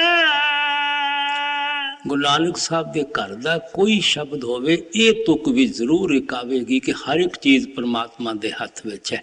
जिन्हों वो मिलना चाहता है उसे वो मिलता है, जिन्होंने वो नहीं मिलना चाहता इत्थे भरमां विच फस के भलाई रखता है। सो गुरु नानक साहब ने पिछलियां तुकां दे अंदर अच्छी तरह गुरमत बयान कर दिता, गुरु नानक साहब के घर के उपदेश के मुतलक समझा दिता। लेकिन हुण मालिक की तरफ आउंदे हैं, जितना चਿਰ मालिक की दया मेहर बख्शिश नहीं होंदी, गुरु साहब कहते कोई भी उस परमात्मा की भगती नहीं कर सकता। जिन्हों मिलना चाहता है उसे नूं ही मिलेगा, जिन्हों नहीं मिलना चाहता गुरु साहब कहते इत्थे भरमां विच फस के तुहानूं भुलाई रखेगा। इसे वास्ते लिखते हैं, जिसनों दे सोई जन पाए होर कोई क्या करे चतराई। जिहदे ते बख्शिश करता है उन्होंने ही नाल मिलन की वडियाई दिंदा है। इत्थे किसी की चतराई, किसी की बुद्धि, किसी की अकल काम ही नहीं दिंदी। ਇਸੇ ਵਾਸਤੇ ਕਹਿੰਦੇ ਸਾਚਾ ਭਾਵੇ ਸਾ ਪੂਜਾ ਹੋਵੇ। ਭਰਾਵਾ ਉਸ ਮਾਲਕ ਨੂੰ ਭਾਵੇਗਾ, ਮਾਲਕ ਨੂੰ ਮਨਜ਼ੂਰ ਹੋਵੇਗਾ ਤਾਂ ਅਸੀਂ ਉਸ ਮਾਲਕ ਦੀ ਭਗਤੀ ਕਰ ਸਕਦੇ ਹਾਂ। ਗੁਰੂ ਸਾਹਿਬ ਕਹਿੰਦੇ ਆਪਨ ਲੀਏ ਜੇ ਮਿਲੇ ਵਿਛੜ ਕਿਉਂ ਰੋਵਨ। ਅਗਰ ਜੀਵ ਦੇ ਹੀ ਇਖਤਿਆਰ ਹੋਵੇ ਆਪਣੇ ਆਪ ਜਾ ਕੇ ਪਰਮਾਤਮਾ ਨੂੰ ਮਿਲ ਸਕੇ, ਗੁਰੂ ਸਾਹਿਬ ਕਹਿੰਦੇ ਕਿਹੜਾ ਦਿਲ ਕਰਦਾ ਹੈ ਮਾਲਕ ਦੇ ਕੋਲੋਂ ਇੱਥੇ ਵਿਛੜਦਾ ਫਿਰ, ਇੱਥੇ ਵਿਛੜ ਕੇ ਰੋਂਦਾ ਫਿਰੇ, ਬਿਲਕਦਾ ਫਿਰੇ। ਸਾਡੇ ਕਿਸੇ ਜੀਵ ਦੇ ਇਖਤਿਆਰ ਹੀ ਨਹੀਂ ਹੈ। ਇਸੇ ਵਾਸਤੇ ਗੁਰੂ ਸਾਹਿਬ ਕਹਿੰਦੇ ਹਨ, ਖੁਦ ਆਪ ਫਰਮਾਉਂਦੇ ਹਨ, ਆਪੇ ਪਰਖੇ ਪਰਖਣ ਹਾਰਾ ਬਹੁਤ ਸਲਾਕ ਨਾ ਹੋਈ। ਪਰਖਣ ਵਾਲਾ ਵੀ ਉਹ ਪਰਮਾਤਮਾ ਹੈ, ਜਿਸ ਨੂੰ ਪਰਖਣਾ ਹੈ ਉਹਦੇ ਅੰਦਰ ਵੀ ਉਹ ਪਰਮਾਤਮਾ ਖੁਦ ਬੈਠਾ ਹੋਇਆ ਹੈ। ਪਰਖ ਦੇ ਕਾਬਲ ਬਣਾਉਣ ਵਾਲਾ ਵੀ ਉਹ ਪਰਮਾਤਮਾ ਹੈ। ਆਪ ਮਿਸਾਲ ਦਿੰਦੇ ਹਨ, ਜਿਸ ਤਰ੍ਹਾਂ ਪੁਰਾਣੇ ਜ਼ਮਾਨਿਆਂ ਦੇ ਅੰਦਰ ਚਾਂਦੀ ਦੇ ਰੁਪਏ ਲੈ ਕੇ ਆਪਾਂ ਖਜ਼ਾਨਚੀ ਕੋਲ ਜਾਂਦੇ ਸੀ। ਖਜ਼ਾਨਚੀ ਅੱਛੀ ਤਰ੍ਹਾਂ ਉਹਨਾਂ ਰੁਪਇਆਂ ਨੂੰ ਖੜਕਾਉਂਦਾ ਸੀ। ਅਗਰ ਖੋਟਾ ਸੀ ਟੱਕ ਲਾ ਕੇ ਵਾਪਸ ਕਰ ਦਿੰਦਾ ਸੀ, ਖਰਾ ਸੀ ਉਹਨੂੰ ਖਜ਼ਾਨੇ ਵਿੱਚ ਦਾਖਲ ਕਰ ਲੈਂਦਾ ਸੀ। ਗੁਰੂ ਨਾਨਕ ਸਾਹਿਬ ਕਹਿੰਦੇ ਹਰ ਇੱਕ ਨੂੰ ਇਨਸਾਨ ਦੇ ਜਾਮੇ ਤੋਂ ਬਾਅਦ ਮਾਲਕ ਨੇ ਅੱਛੀ ਤਰ੍ਹਾਂ ਪਰਖਣਾ ਹੈ। ਅਗਰ ਅਸੀਂ ਉਸ ਦੇ ਪਰਖ ਦੇ ਕਾਬਲ ਬਣ ਗਏ ਹਾਂ, ਉਹ ਸਾਨੂੰ ਆਪਣੇ ਖਜ਼ਾਨੇ ਵਿੱਚ ਦਾਖਲ ਕਰ ਲੈਂਦਾ ਹੈ। ਅਗਰ ਨਹੀਂ ਬਣੇ, ਸਾਨੂੰ ਵਾਪਸ 84 ਵਿੱਚ ਭੇਜ ਦਿੰਦਾ ਹੈ। ਲੇਕਿਨ ਉਹ ਸਾਨੂੰ ਪਰਖ ਦੇ ਕਾਬਲ ਕਿਸ ਤਰ੍ਹਾਂ ਬਣਾਉਂਦਾ ਹੈ? ਗੁਰੂ ਸਾਹਿਬ ਕਹਿੰਦੇ ਜਿਸ ਕੋ ਨਜ਼ਰ ਪਈ ਗੁਰ ਮੇਲੇ ਪ੍ਰਭ ਪਾਣਾ ਸੱਚ ਸੋਈ। ਜਿਸ ਤੇ ਉਹ ਪਰਮਾਤਮਾ ਦਇਆ ਮਿਹਰ ਬਖਸ਼ਿਸ਼ ਕਰਨਾ ਚਾਹੁੰਦਾ ਹੈ, ਉਹਨੂੰ ਗੁਰਮੁਖਾਂ ਦੀ ਸੰਗਤ ਔਰ ਸੋਭਤ ਦੇ ਦਿੰਦਾ ਹੈ। ਫਿਰ ਜਦੋਂ ਉਹ ਮਾਲਕ ਦੇ ਭਾਣੇ ਵਿੱਚ ਰਹਿ ਕੇ ਸ਼ਬਦ ਦੀ ਕਮਾਈ ਕਰਦਾ ਹੈ, ਉਹ ਮਾਲਕ ਦੇ ਪਰਖ ਦੇ ਕਾਬਲ ਹੋ ਜਾਂਦਾ ਹੈ। ਸੋ ਪਰਖ ਦੇ ਕਾਬਲ ਬਣਾਉਣ ਵਾਲਾ ਵੀ ਉਹ ਹੀ ਹੈ। ਜਿਹਨੂੰ ਪਰਖਣਾ ਹੈ ਉਹਦੇ ਵਿੱਚ ਵੀ ਉਹ ਪਰਮਾਤਮਾ ਬੈਠਾ ਹੋਇਆ ਹੈ, ਔਰ ਪਰਖਣ ਵਾਲਾ ਵੀ ਉਹ ਖੁਦ ਹੀ ਪਰਮਾਤਮਾ ਹੈ। ਜੋ ਕੁਛ ਹੈ ਉਸ ਮਾਲਕ ਦੇ ਹੱਥ ਵਿੱਚ ਹੈ। ਇਸੇ ਵਾਸਤੇ ਗੁਰੂ ਸਾਹਿਬ ਨੇ ਕਿਹਾ ਸੀ, ਜੀਵਨ ਮਰਨਾ ਸਭ ਤੁਧੇ ਤਾਈ, ਜਿਸ ਬਖਸ਼ੇ ਤਿਸ ਦੇ ਵਡਿਆਈ। ਐ ਪਰਮਾਤਮਾ ਹਰ ਇੱਕ ਦਾ ਮਰਨਾ ਜੰਮਣਾ ਤੇਰੇ ਆਪਣੇ ਹੱਥ ਵਿੱਚ ਹੈ। ਕਿਉਂਕਿ ਤੁਸੀਂ ਦੇਖੋ ਅੰਧੇ ਦੀ ਕੀ ਤਾਕਤ ਆ ਅੱਖਾਂ ਵਾਲੇ ਨੂੰ ਪਕੜ ਸਕੇ। ਜਿਤਨਾ ਚਿਰ ਅੱਖਾਂ ਵਾਲਾ ਅੰਧੇ ਨੂੰ ਆਵਾਜ਼ ਦੇ ਕੇ ਆਪਣੇ ਨਜ਼ਦੀਕ ਨਹੀਂ ਬੁਲਾਉਂਦਾ, ਉਂਗਲੀ ਪਕੜ ਕੇ ਵਿਚਾਰੇ ਨੂੰ ਅੰਧੇਰੇ ਚੋਂ ਬਾਹਰ ਨਹੀਂ ਕੱਢਦਾ। ਅਸੀਂ ਤਾਂ ਇਸ ਮਾਇਆ ਦੇ ਜਾਲ ਵਿੱਚ ਫਸ ਕੇ ਬਿਲਕੁਲ ਅੰਧੇ ਹੋ ਚੁੱਕੇ ਹਾਂ, ਬਿਲਕੁਲ ਬੋਲੇ ਹੋ ਚੁੱਕੇ ਹਾਂ। ਉਹ ਦਾਤਾ ਹੀ ਸਾਡੇ ਤੇ ਕਿਤੇ ਦਇਆ ਮਿਹਰ ਬਖਸ਼ਿਸ਼ ਕਰੇ ਤਾਂ ਕਿਤੇ ਜਨਮਾਂ ਜਨਮਾਂ ਦੇ ਸੁੱਤੇ ਹੋਏ ਜਾਗਦੇ ਹਾਂ। ਸਾਡਾ ਖਿਆਲ ਕਿਤੇ ਮਾਲਕ ਦੇ ਭਗਤੀ ਤਰਫ ਜਾਂਦਾ ਹੈ, ਨਹੀਂ ਤਾਂ ਸਾਡੀ ਕੀ ਤਾਕਤ ਆ ਅਸੀਂ ਕਦੇ ਮਾਲਕ ਦੀ ਭਗਤੀ ਕਰ ਸਕੀਏ।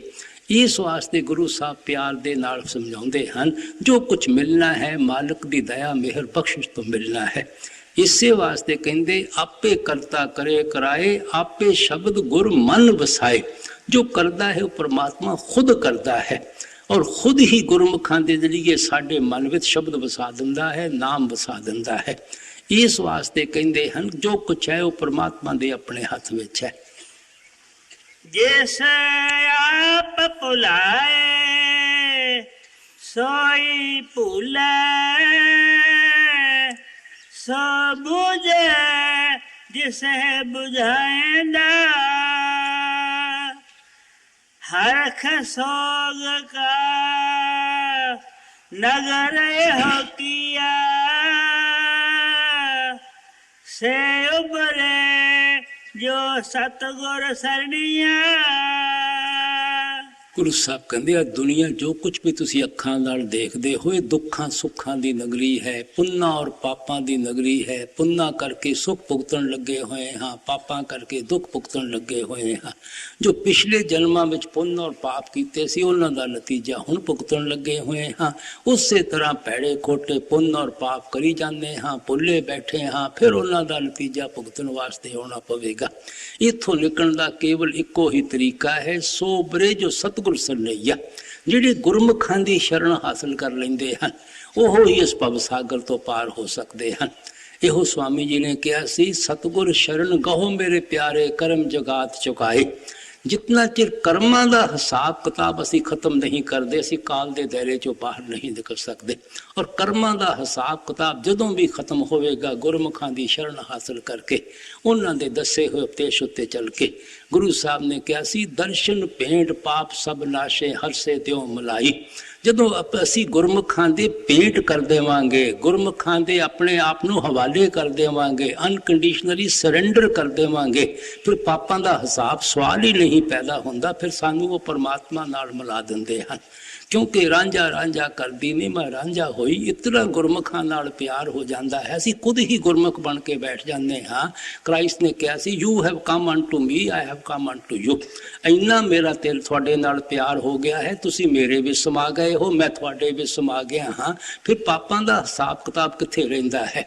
ਇਸ ਵਾਸਤੇ ਇੱਥੇ ਗੁਰੂ ਨਾਨਕ ਸਾਹਿਬ ਪਿਆਰ ਨਾਲ ਸਮਝਾਉਂਦੇ ਹਨ, ਜਿਹੜੇ ਗੁਰਮੁਖਾਂ ਦੀ ਸ਼ਰਨ ਹਾਸਲ ਕਰ ਲੈਂਦੇ ਹਨ ਉਹ ਹਮੇਸ਼ਾ ਵਾਸਤੇ ਇਸ ਭਵਸਾਗਰ ਤੋਂ ਪਾਰ ਹੋ ਜਾਂਦੇ ਹਨ।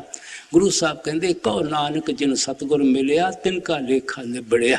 ਜਦੋਂ ਸਤਿਗੁਰ ਮਿਲ ਜਾਂਦੇ ਹਨ, ਅੰਦਰ ਮਿਲਦੇ ਹਨ, ਜਦੋਂ ਅਸੀਂ ਉਹਨਾਂ ਦੇ ਨੂਰੀ ਸਰੂਪ ਤੱਕ ਪਹੁੰਚ ਕੇ ਆਪਣੇ ਆਪ ਨੂੰ ਉਹਨਾਂ ਦੇ ਹਵਾਲੇ ਕਰ ਦਿੰਦੇ ਹਾਂ, ਸਾਡਾ ਕਰਮਾਂ ਦਾ ਸਿਲਸਿਲਾ ਉਸੇ ਵਕਤ ਹੀ ਖਤਮ ਹੋ ਜਾਂਦਾ ਹੈ। ਇਸ ਵਾਸਤੇ ਕਹਿੰਦੇ, ਇਸ ਪੁੰਨਾਂ ਔਰ ਪਾਪਾਂ ਦੀ ਨਗਰੀ ਤੋਂ ਹੋਰ ਛੁਟਕਾਰਾ ਹਾਸਲ ਕਰਨ ਦਾ ਕੋਈ ਤਰੀਕਾ ਨਹੀਂ ਹੈ ਕਿ ਆਪਣੇ ਆਪ ਨੂੰ ਗੁਰਮੁਖਾਂ ਦੇ ਹਵਾਲੇ ਕਰਕੇ ਸ਼ਬਦ ਦੀ ਕਮਾਈ ਕਰੀਏ, ਨਾਮ ਦੀ ਕਮਾਈ ਕਰੀਏ। ਹਰਖ ਸੋਗ ਕਾ ਨਗਰ ਇਹ ਕੀਆ, ਸੇ ਉਬਰੇ ਜੋ ਸਤਿਗੁਰ ਸਰਣੀਆ। ਤ੍ਰਿਹਾਂ ਗੁਣਾ ਤੇ ਰਹਿ ਨਿਰਾਰਾ, ਸੋ ਗੁਰਮੁਖ ਸੋਭਾ ਪਾਇਂਦਾ।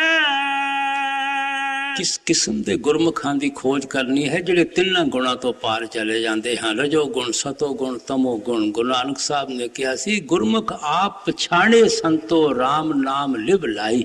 ਗੁਰਮੁਖ ਉਹ ਸ਼ਖਸ ਹਨ ਜਿਹੜੇ ਰਾਮ ਨਾਮ ਦੇ ਨਾਲ ਪਿਆਰ ਪਾ ਕੇ ਆਪਣੇ ਆਪ ਨੂੰ ਪਹਿਚਾਨਣ ਦੇ ਕਾਬਲ ਹੋ ਜਾਂਦੇ ਹਨ। ਅਸੀਂ ਆਪਣੇ ਆਪ ਨੂੰ ਕਦੋਂ ਪਹਿਚਾਨਦੇ ਹਾਂ? ਜਦੋਂ ਮਨ ਔਰ ਮਾਇਆ ਦੇ ਦਾਇਰੇ ਤੋਂ ਪਾਰ ਚਲੇ ਜਾਂਦੇ ਹਾਂ, ਜਦੋਂ ਰੂਹ ਔਰ ਮਨ ਦੀ ਗੱਠ ਖੁੱਲ ਜਾਂਦੀ ਹੈ, ਜਦੋਂ ਆਤਮਾ ਤੋਂ ਸਭ ਗੰਦੇ ਗੰਦੇ ਗਲਾਫ ਉਤਰ ਜਾਂਦੇ ਹਨ।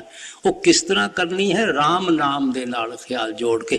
ਰਾਮ ਨਾਮ ਕੋਈ ਲਫ਼ਜ਼ ਨਹੀਂ ਹੈ, ਉਹ ਕ੍ਰੀਏਟਿਵ ਪਾਵਰ ਹੈ ਜਿਹੜੀ ਹਰ ਇੱਕ ਦੇ ਅੰਦਰ ਰਮੀ ਹੋਈ ਹੈ, ਰਚੀ ਹੋਈ ਹੈ। ਜਦੋਂ ਅਸੀਂ ਉਸ ਦੇ ਅੰਦਰ ਰਮ ਜਾਂਦੇ ਹਾਂ, ਰਚ ਜਾਂਦੇ ਹਾਂ, ਅਸੀਂ ਵੀ ਮਨ ਔਰ ਮਾਇਆ ਦੇ ਦਾਇਰੇ ਤੋਂ ਪਾਰ ਹੋ ਜਾਂਦੇ ਹਾਂ। ਗੁਰੂ ਨਾਨਕ ਸਾਹਿਬ ਨੇ ਇਸੇ ਵਾਸਤੇ ਕਿਹਾ ਸੀਗਾ, ਰਾਮ ਨਾਮ ਮਨ ਬੇਦਿਆ ਅਵਰ ਕੀ ਕਰੇ ਵਿਚਾਰ, ਸ਼ਬਦ ਸੁਰਤ ਸੁਖ ਉਪਜੇ ਪ੍ਰਭ ਰਾਤੋ ਸੁਖ ਸਾਰ। ਕਿ ਰਾਮ ਨਾਮ ਦੀ ਕਮਾਈ ਕਰਕੇ ਹੀ ਮਨ ਬਿਲਿਆ ਜਾਂਦਾ ਹੈ। ਲੇਕਿਨ ਰਾਮ ਨਾਮ, ਗੁਰੂ ਸਾਹਿਬ ਕਹਿੰਦੇ, ਮੇਰਾ ਕੀ ਮਤਲਬ ਹੈ? ਸ਼ਬਦ ਸੁਰਤ ਸੁਖ ਉਪਜੇ। ਰਾਮ ਨਾਮ ਤੋਂ ਮਤਲਬ ਹੈ ਸੁਰਤ ਸ਼ਬਦ ਦਾ ਅਭਿਆਸ ਕਰਨਾ, ਮਾਲਕ ਦੇ ਭਗਤੀ ਵਿੱਚ ਆਪਣੇ ਆਪ ਨੂੰ ਰੰਗਣਾ, ਮਾਲਕ ਦੇ ਪਿਆਰ ਦੇ ਰੰਗ ਵਿੱਚ ਰੰਗਣਾ। ਜੋ ਮਨ ਦੀਆਂ ਮੈਲਾਂ ਤੁਹਾਡੇ ਮਨ ਤੇ ਚੜੀਆਂ ਹੋਈਆਂ ਹਨ, ਜੋ ਦੁਨੀਆ ਦੇ ਰੰਗ ਤੁਹਾਡੇ ਮਨ ਤੇ ਚੜੇ ਹੋਏ ਹਨ, ਉਹ ਉਤਰ ਜਾਂਦੇ ਹਨ। ਭਗਤੀ ਦਾ ਰੰਗ ਚੜ ਜਾਂਦਾ ਹੈ, ਮਾਲਕ ਦੇ ਪਿਆਰ ਦਾ ਰੰਗ ਚੜ ਜਾਂਦਾ ਹੈ। ਇਹਦਾ ਮਤਲਬ ਰਾਮ ਨਾਮ ਦੀ ਕਮਾਈ ਕਰਨ ਦਾ ਹੈ। ਸੋ ਇਸ ਵਾਸਤੇ ਇੱਥੇ ਗੁਰੂ ਸਾਹਿਬ ਕਹਿੰਦੇ, ਐਸੇ ਗੁਰਮੁਖਾਂ ਦੀ ਸੰਗਤ ਕਰਨੀ ਹੈ, ਐਸੇ ਗੁਰਮੁਖਾਂ ਦੀ ਸੋਭਤ ਕਰਨੀ ਹੈ। ਤ੍ਰਿਹਾਂ ਗੁਣਾ ਤੇ ਰਹਿ ਨਿਰਾਰਾ, ਸੋ ਗੁਰਮੁਖ ਸੋਭਾ ਪਾਇਂਦਾ। ਅਨਕ ਕਰਮ किए बहुत तेरे, जो की जैसो बंधन परे। कुरुता बीज बीजे नहीं जम्मे, सब ला मूल गवाएंदा। ਹੁਣ ਆਪ ਕਰਮ ਕਾਂਡ ਦਾ ਬਾਹਰਮੁਖੀ ਸਾਧਨਾ ਦਾ ਜ਼ਿਕਰ ਕਰਦੇ ਹਨ। ਅਨਕ ਕਰਮ ਕੀਏ ਬਹੁ ਤੇਰੇ, ਜੋ ਕੀਜੇ ਸੋ ਬੰਧਨ ਪੜੇ। ਜੋ ਵੀ ਮਨ ਦੇ ਤਾਬੇ ਹੋ ਕੇ ਅਸੀਂ ਬਾਹਰਮੁਖੀ ਸਾਧਨਾ ਵਿੱਚ ਫਸ ਕੇ ਮਾਲਕ ਦੇ ਮਿਲਣ ਦੇ ਉਪਾਅ ਕਰਦੇ ਹਾਂ, ਜਪਤਾ ਪੂਜਾ ਪਾਠ ਪੁੰਨ ਦਾਨ ਵਗੈਰਾ, ਗੁਰੂ ਸਾਹਿਬ ਕਹਿੰਦੇ ਉਹ ਸਾਨੂੰ ਅੱਛੀ ਤਰ੍ਹਾਂ ਦੇਹ ਦੀਆਂ ਬੰਧਨਾਂ ਵਿੱਚ ਮਜ਼ਬੂਤੀ ਦੇ ਨਾਲ ਜਕੜ ਦਿੰਦੇ ਹਨ। क्यों जकड़ देंदे हैं? गुरु साहब कहते अगर तुसी जमीन के अंदर बेमौसमा बीज हमेशा पाई जाओगे, वो फसल थोड़े घर किस तरह आ सकती है? हर एक जिमींदार जानता है कत्ते के महीने में कणक बीजी जाती है। अगर मई और जून दियां धुप्पां दे अंदर कणक बीजनी शुरू कर देवे, कितना बीज चंगा लै आवे, कितनी खाद पा लवे, पानी दे लवे, राखी कर देवे, वो फसल तो और कदे घर नहीं आ सकती। इसे तरह गुरु नानक साहब कहते अगर तुसी सारी उम्र बेमौसमा बीज ही पाते रहोगे, थोड़ा बीज भी खराब चले जाएगा, थोड़ी मेहनत भी फजूल चले जाएगी, थोड़े हथ पल्ले भी कुछ नहीं पैना। अजकल के मौसम का किहड़ा बीज है जिहड़ा सानू देह विच बैठ के पाउणा चाहिए है? गुरु साहब अगे इशारा करते हैं, कुर्ता बीज बीजे नहीं जम्मै, सब लाह मूल गवाएंदा, कल जुग में है कीर्तन प्रधाना, गुरमुख जपिए लाए ध्याना। कलयुग के अंदर अगर किसी चीज़ की महात्मा महिमा करते हैं, उस कीर्तन भी करते हैं जिन गुरमुख अंदरों ध्यान दे नाल सुनते हैं। ये कोई बाहर दे बाजियां का कीर्तन नहीं है, वो साइलेंट म्यूजिक, वो कीर्तन निर्वाण कीर्तन हर एक दे अखां पिछे तुनकारा देन लगा होया है। उन कीर्तन कह लो, शब्द कह लो, नाम कह लो, बाणी कह लो, इको चीज़ गुरु नानक साहब का अंदर की तरफ इशारा है, कोई बाहर मुखी इशारा नहीं है। कहते कलयुग के अंदर आके तुसी उस कीर्तन को अंदरों सुनो। अगर तुसी मन को निर्मल करना चाहते हो, प्योर करना चाहते हो, पवित्र करना चाहते हो, इस चीज़ को गुरु नानक साहब ने होर जगह खोल के समझाया है। इस युग का धर्म पढ़ो तुम पाई, पूरे गुर सब सोझी पाई, इत्थे अगे नाम सखाई। गुरु साहब कहते चार युग एक दूसरे के बाद चक्कर लगा रहे हैं। सतयुग है, त्रेता है, द्वापर है, कलयुग है। हर एक युग के जिंदगी के बिल्कुल मुख्तलिफ किस्म के हालात हैं। सतयुग के अंदर साड़ियाँ उम्रां बहुत लंबियां सी, साड़ियाँ सेहतां भी अच्छियां सी, साडा ख्याल भी कोई दुनिया में फैलिया होया नहीं सी। और जैसे जैसे युग पलटते गए, साड़ी सेहत भी कमज़ोर होंदी गई, उम्र भी छोटी होंदी गई, ख्याल भी दुनिया अंदर फैलता गया। कलयुग के अंदर आके तो आप अखां नाल ही देखी जाने हाँ, कोई भागां वाला जीव है जिहड़ा 70-80 साल इत्थे उम्र भुगत के जांदा होवे। और थानू सेहत भी पता है 2.5 घंटे चौंकड़ी मार के ही बैठना आपानू मुश्किल हो जाता है। और ख्याल भी पता है 5 मिनट 7 मिनट किसी प्रॉब्लम ते सोचना होवे, सारी दुनिया के मसले अखां अगे आके खड़े हो जाते हैं। सो जिहड़े साधन सानू सतयुग विच काम दिंदे सी, वो कलयुग विच काम नहीं दे सकते। सो इस वास्ते गुरु साहब कहते इस युग का तुसी धर्म पढ़ो। वो की है? इत्थे अगे नाम सखाई। अगर देह विच बैठ के भी जिंदगी दे 4 दिन सुख दे शांति दे कटना चाहते हो, शब्द की कमाई करो। और जिस चीज़ को पल्ले बन के नाल ले जाना है, वो भी शब्द की कमाई है, नाम की कमाई है। स्वामी जी ने कहा सी, कलयुग कर्म धर्म नहीं कोई, नाम बिना उधार ना होई। कलयुग के अंदर कोई होर कर्म धर्म नहीं है, नाम की कमाई तो बगैर कदे थोड़ा देह दिया बंधना तो छुटकारा नहीं हो सकता। गुरु नानक साहब कहते बिन नामे को संग ना साथी, मुक्ते नाम ते हमणिया। अच्छी तरह इस चीज़ को मन में बिठा लो, नाम की कमाई तो बगैर किसी चीज़ ने थोड़ा साथ नहीं देना। जदों भी मुक्ति हासिल करोगे केवल शब्द की कमाई करके, नाम की कमाई करके। सो इस वास्ते कहते जपता पूजा पाठ पुण्य दान का फल जरूर मिलेगा, लेकिन वो फल भुगतण वास्ते सानू इत्थे आउणा पैंदा है।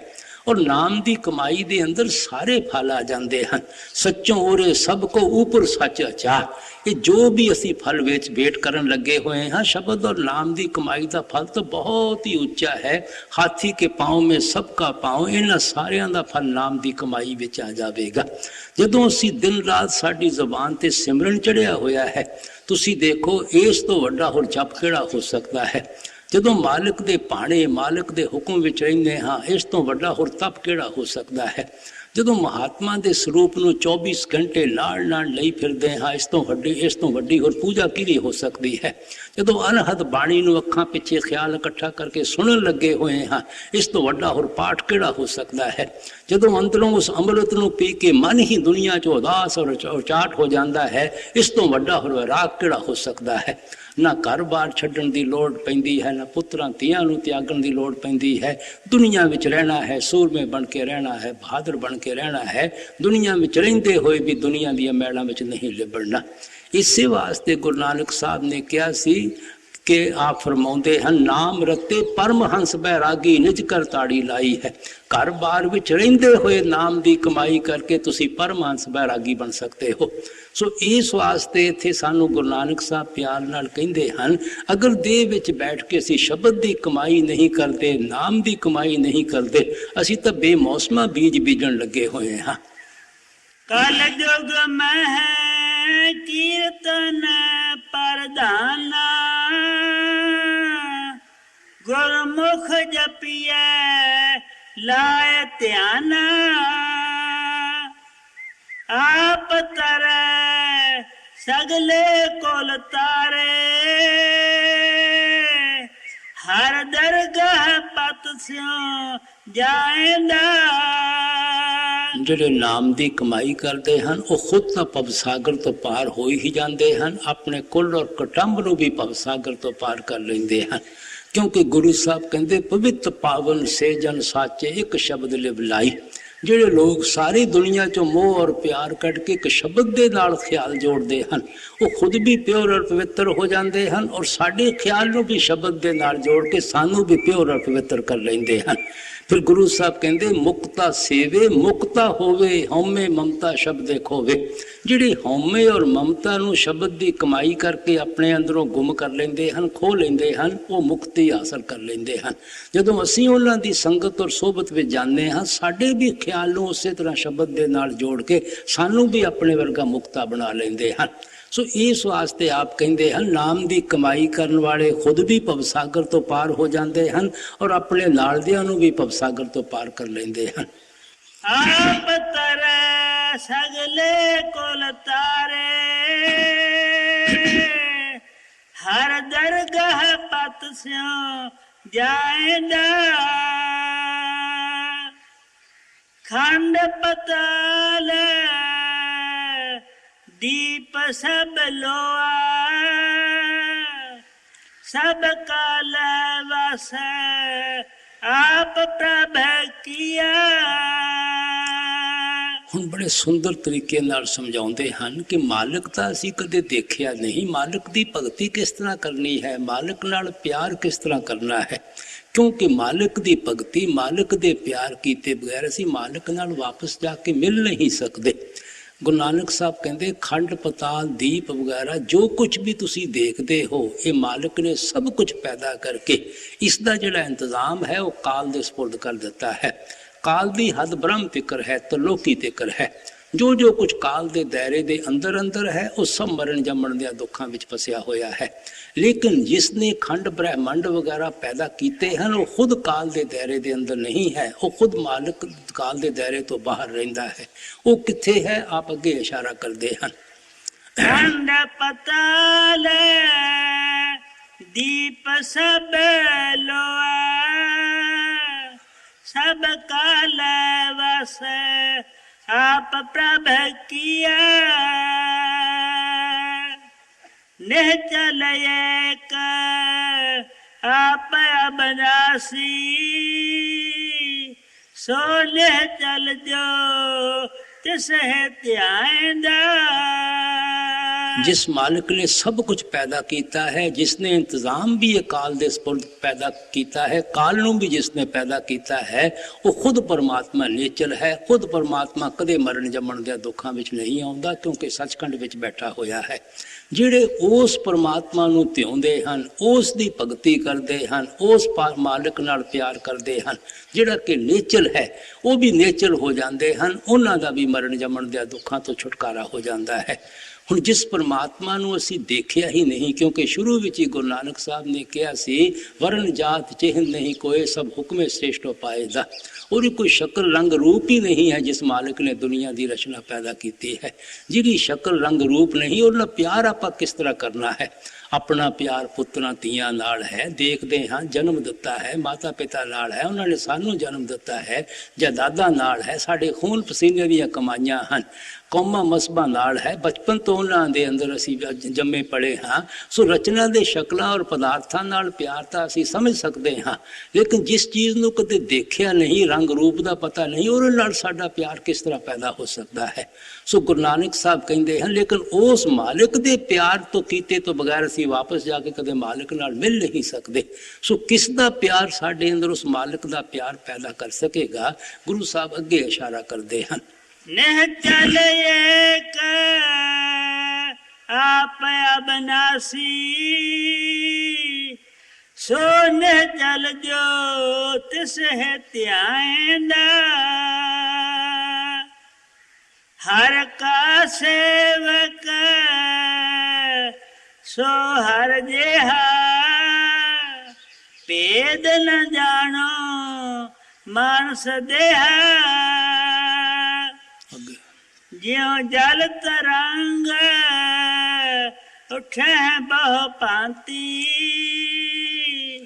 फिर सलले समाएंदा।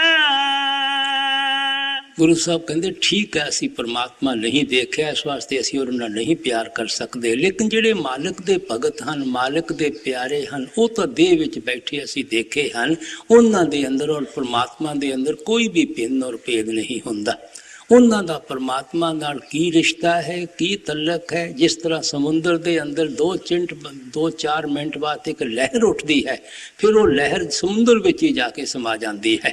एक लहर का जो समुद्र के नाल तलक है, वो मालिक के भगतां और प्यारियां दा परमात्मा के नाल तलक हुंदा है। लहर कितनी भी उच्ची होवे, समुद्र का हिस्सा ही रहिंदी है, समुद्र तो अलग कदे नहीं की जा सकती। सो मालिक के प्यारे दुनिया में आके भी मालिक के नाल जुड़े हुए हुंदे हन, मालिक तो अलग कदे नहीं किए जा सकते। इसी वास्ते गुरु नानक साहब ने कहा सी, गुर परमेश्वर एको जान, गुरु और परमेश्वर इको ही रूप हुंदे हन। और इसे वास्ते मौला अपने बुल्ले शाह ने कहा सी, मौला आदमी बनाया, वो मालिक आदमी इंसान के जामे विच होके मेरे कोल पहुँच गया है। इसे वास्ते स्वामी जी कहते, राधा स्वामी तरा नर रूप जगत में गुरु होवे जीव चिताए। उस कुल मालिक इंसान के जामे विच आके गुरु बन के साडे अंदर अपने मिलन का प्रेम और प्यार पैदा करके सानू तरीका दस के अपने नाल ले जाके सानू अपने नाल ही लै जाता है। सो इस वास्ते असीं उन्हां गुरमुखां की संगत करते हाँ, उन्हां गुरमुखां की सोबत करते हाँ। कोई चीज़ तुसीं समुद्र की लहर नूं दे दिओ, वो लहर नाल लैके समुद्र की तह विच बैठ जाती है। अगर असीं अपने आप नूं गुरमुखां दे हवाले कर दिंदे हाँ, गुरमुख सानू नाल लैके समुद्र की तह सतनाम दे समुद्र की तह विच बैठ जाते हैं। इसे वास्ते तीसरी पातशाही ने कहा सी, एको हुक्म एका पातशाही जुग जुग सरकार बनाई है। वो परमात्मा एक है और सब दा दाता सब दा बादशाह है। उसका हुक्म कास्मिक लाभ ही सारी दुनिया वास्ते एको है।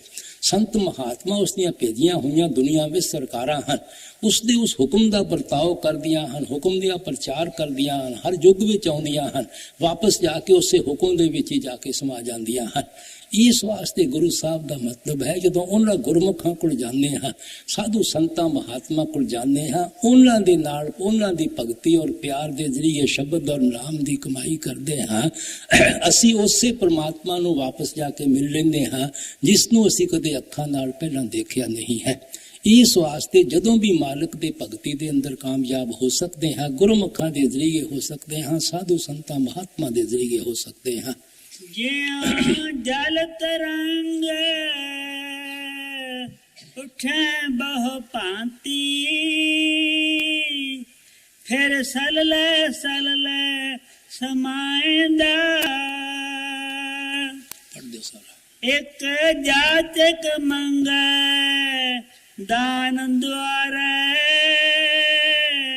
जहाँ प्रभ पावे तां कृपा तारे। देहो दर्श जित मन तृप्ता से, हर कीर्तन मन ठहराएंदा।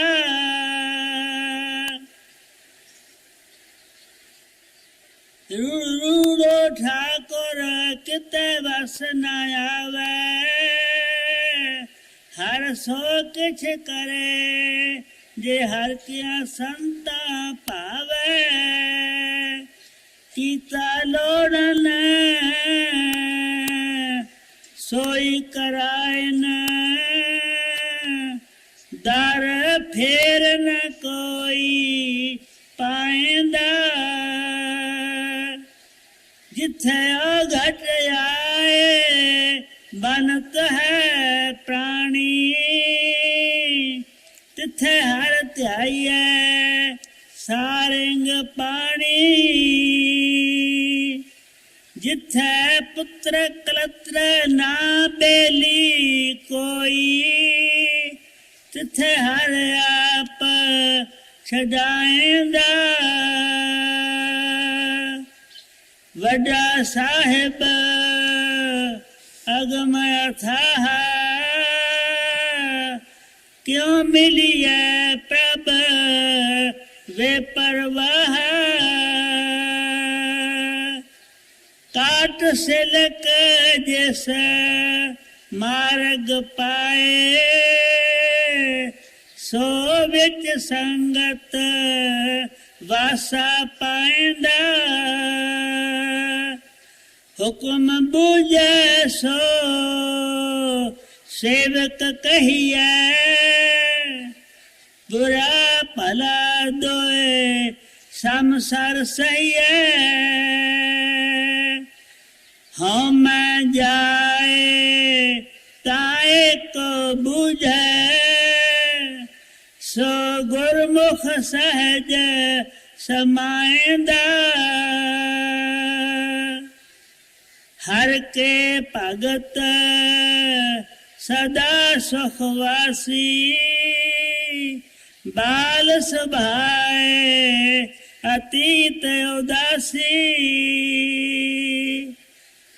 अनक रंग करे बहु पांति ज्यों सलल समाएंदा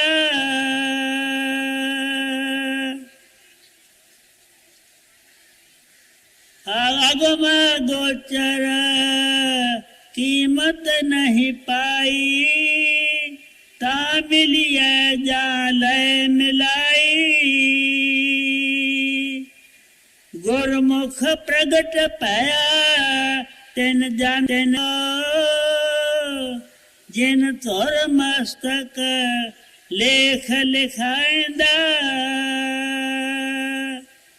तू आपे करता कारण करना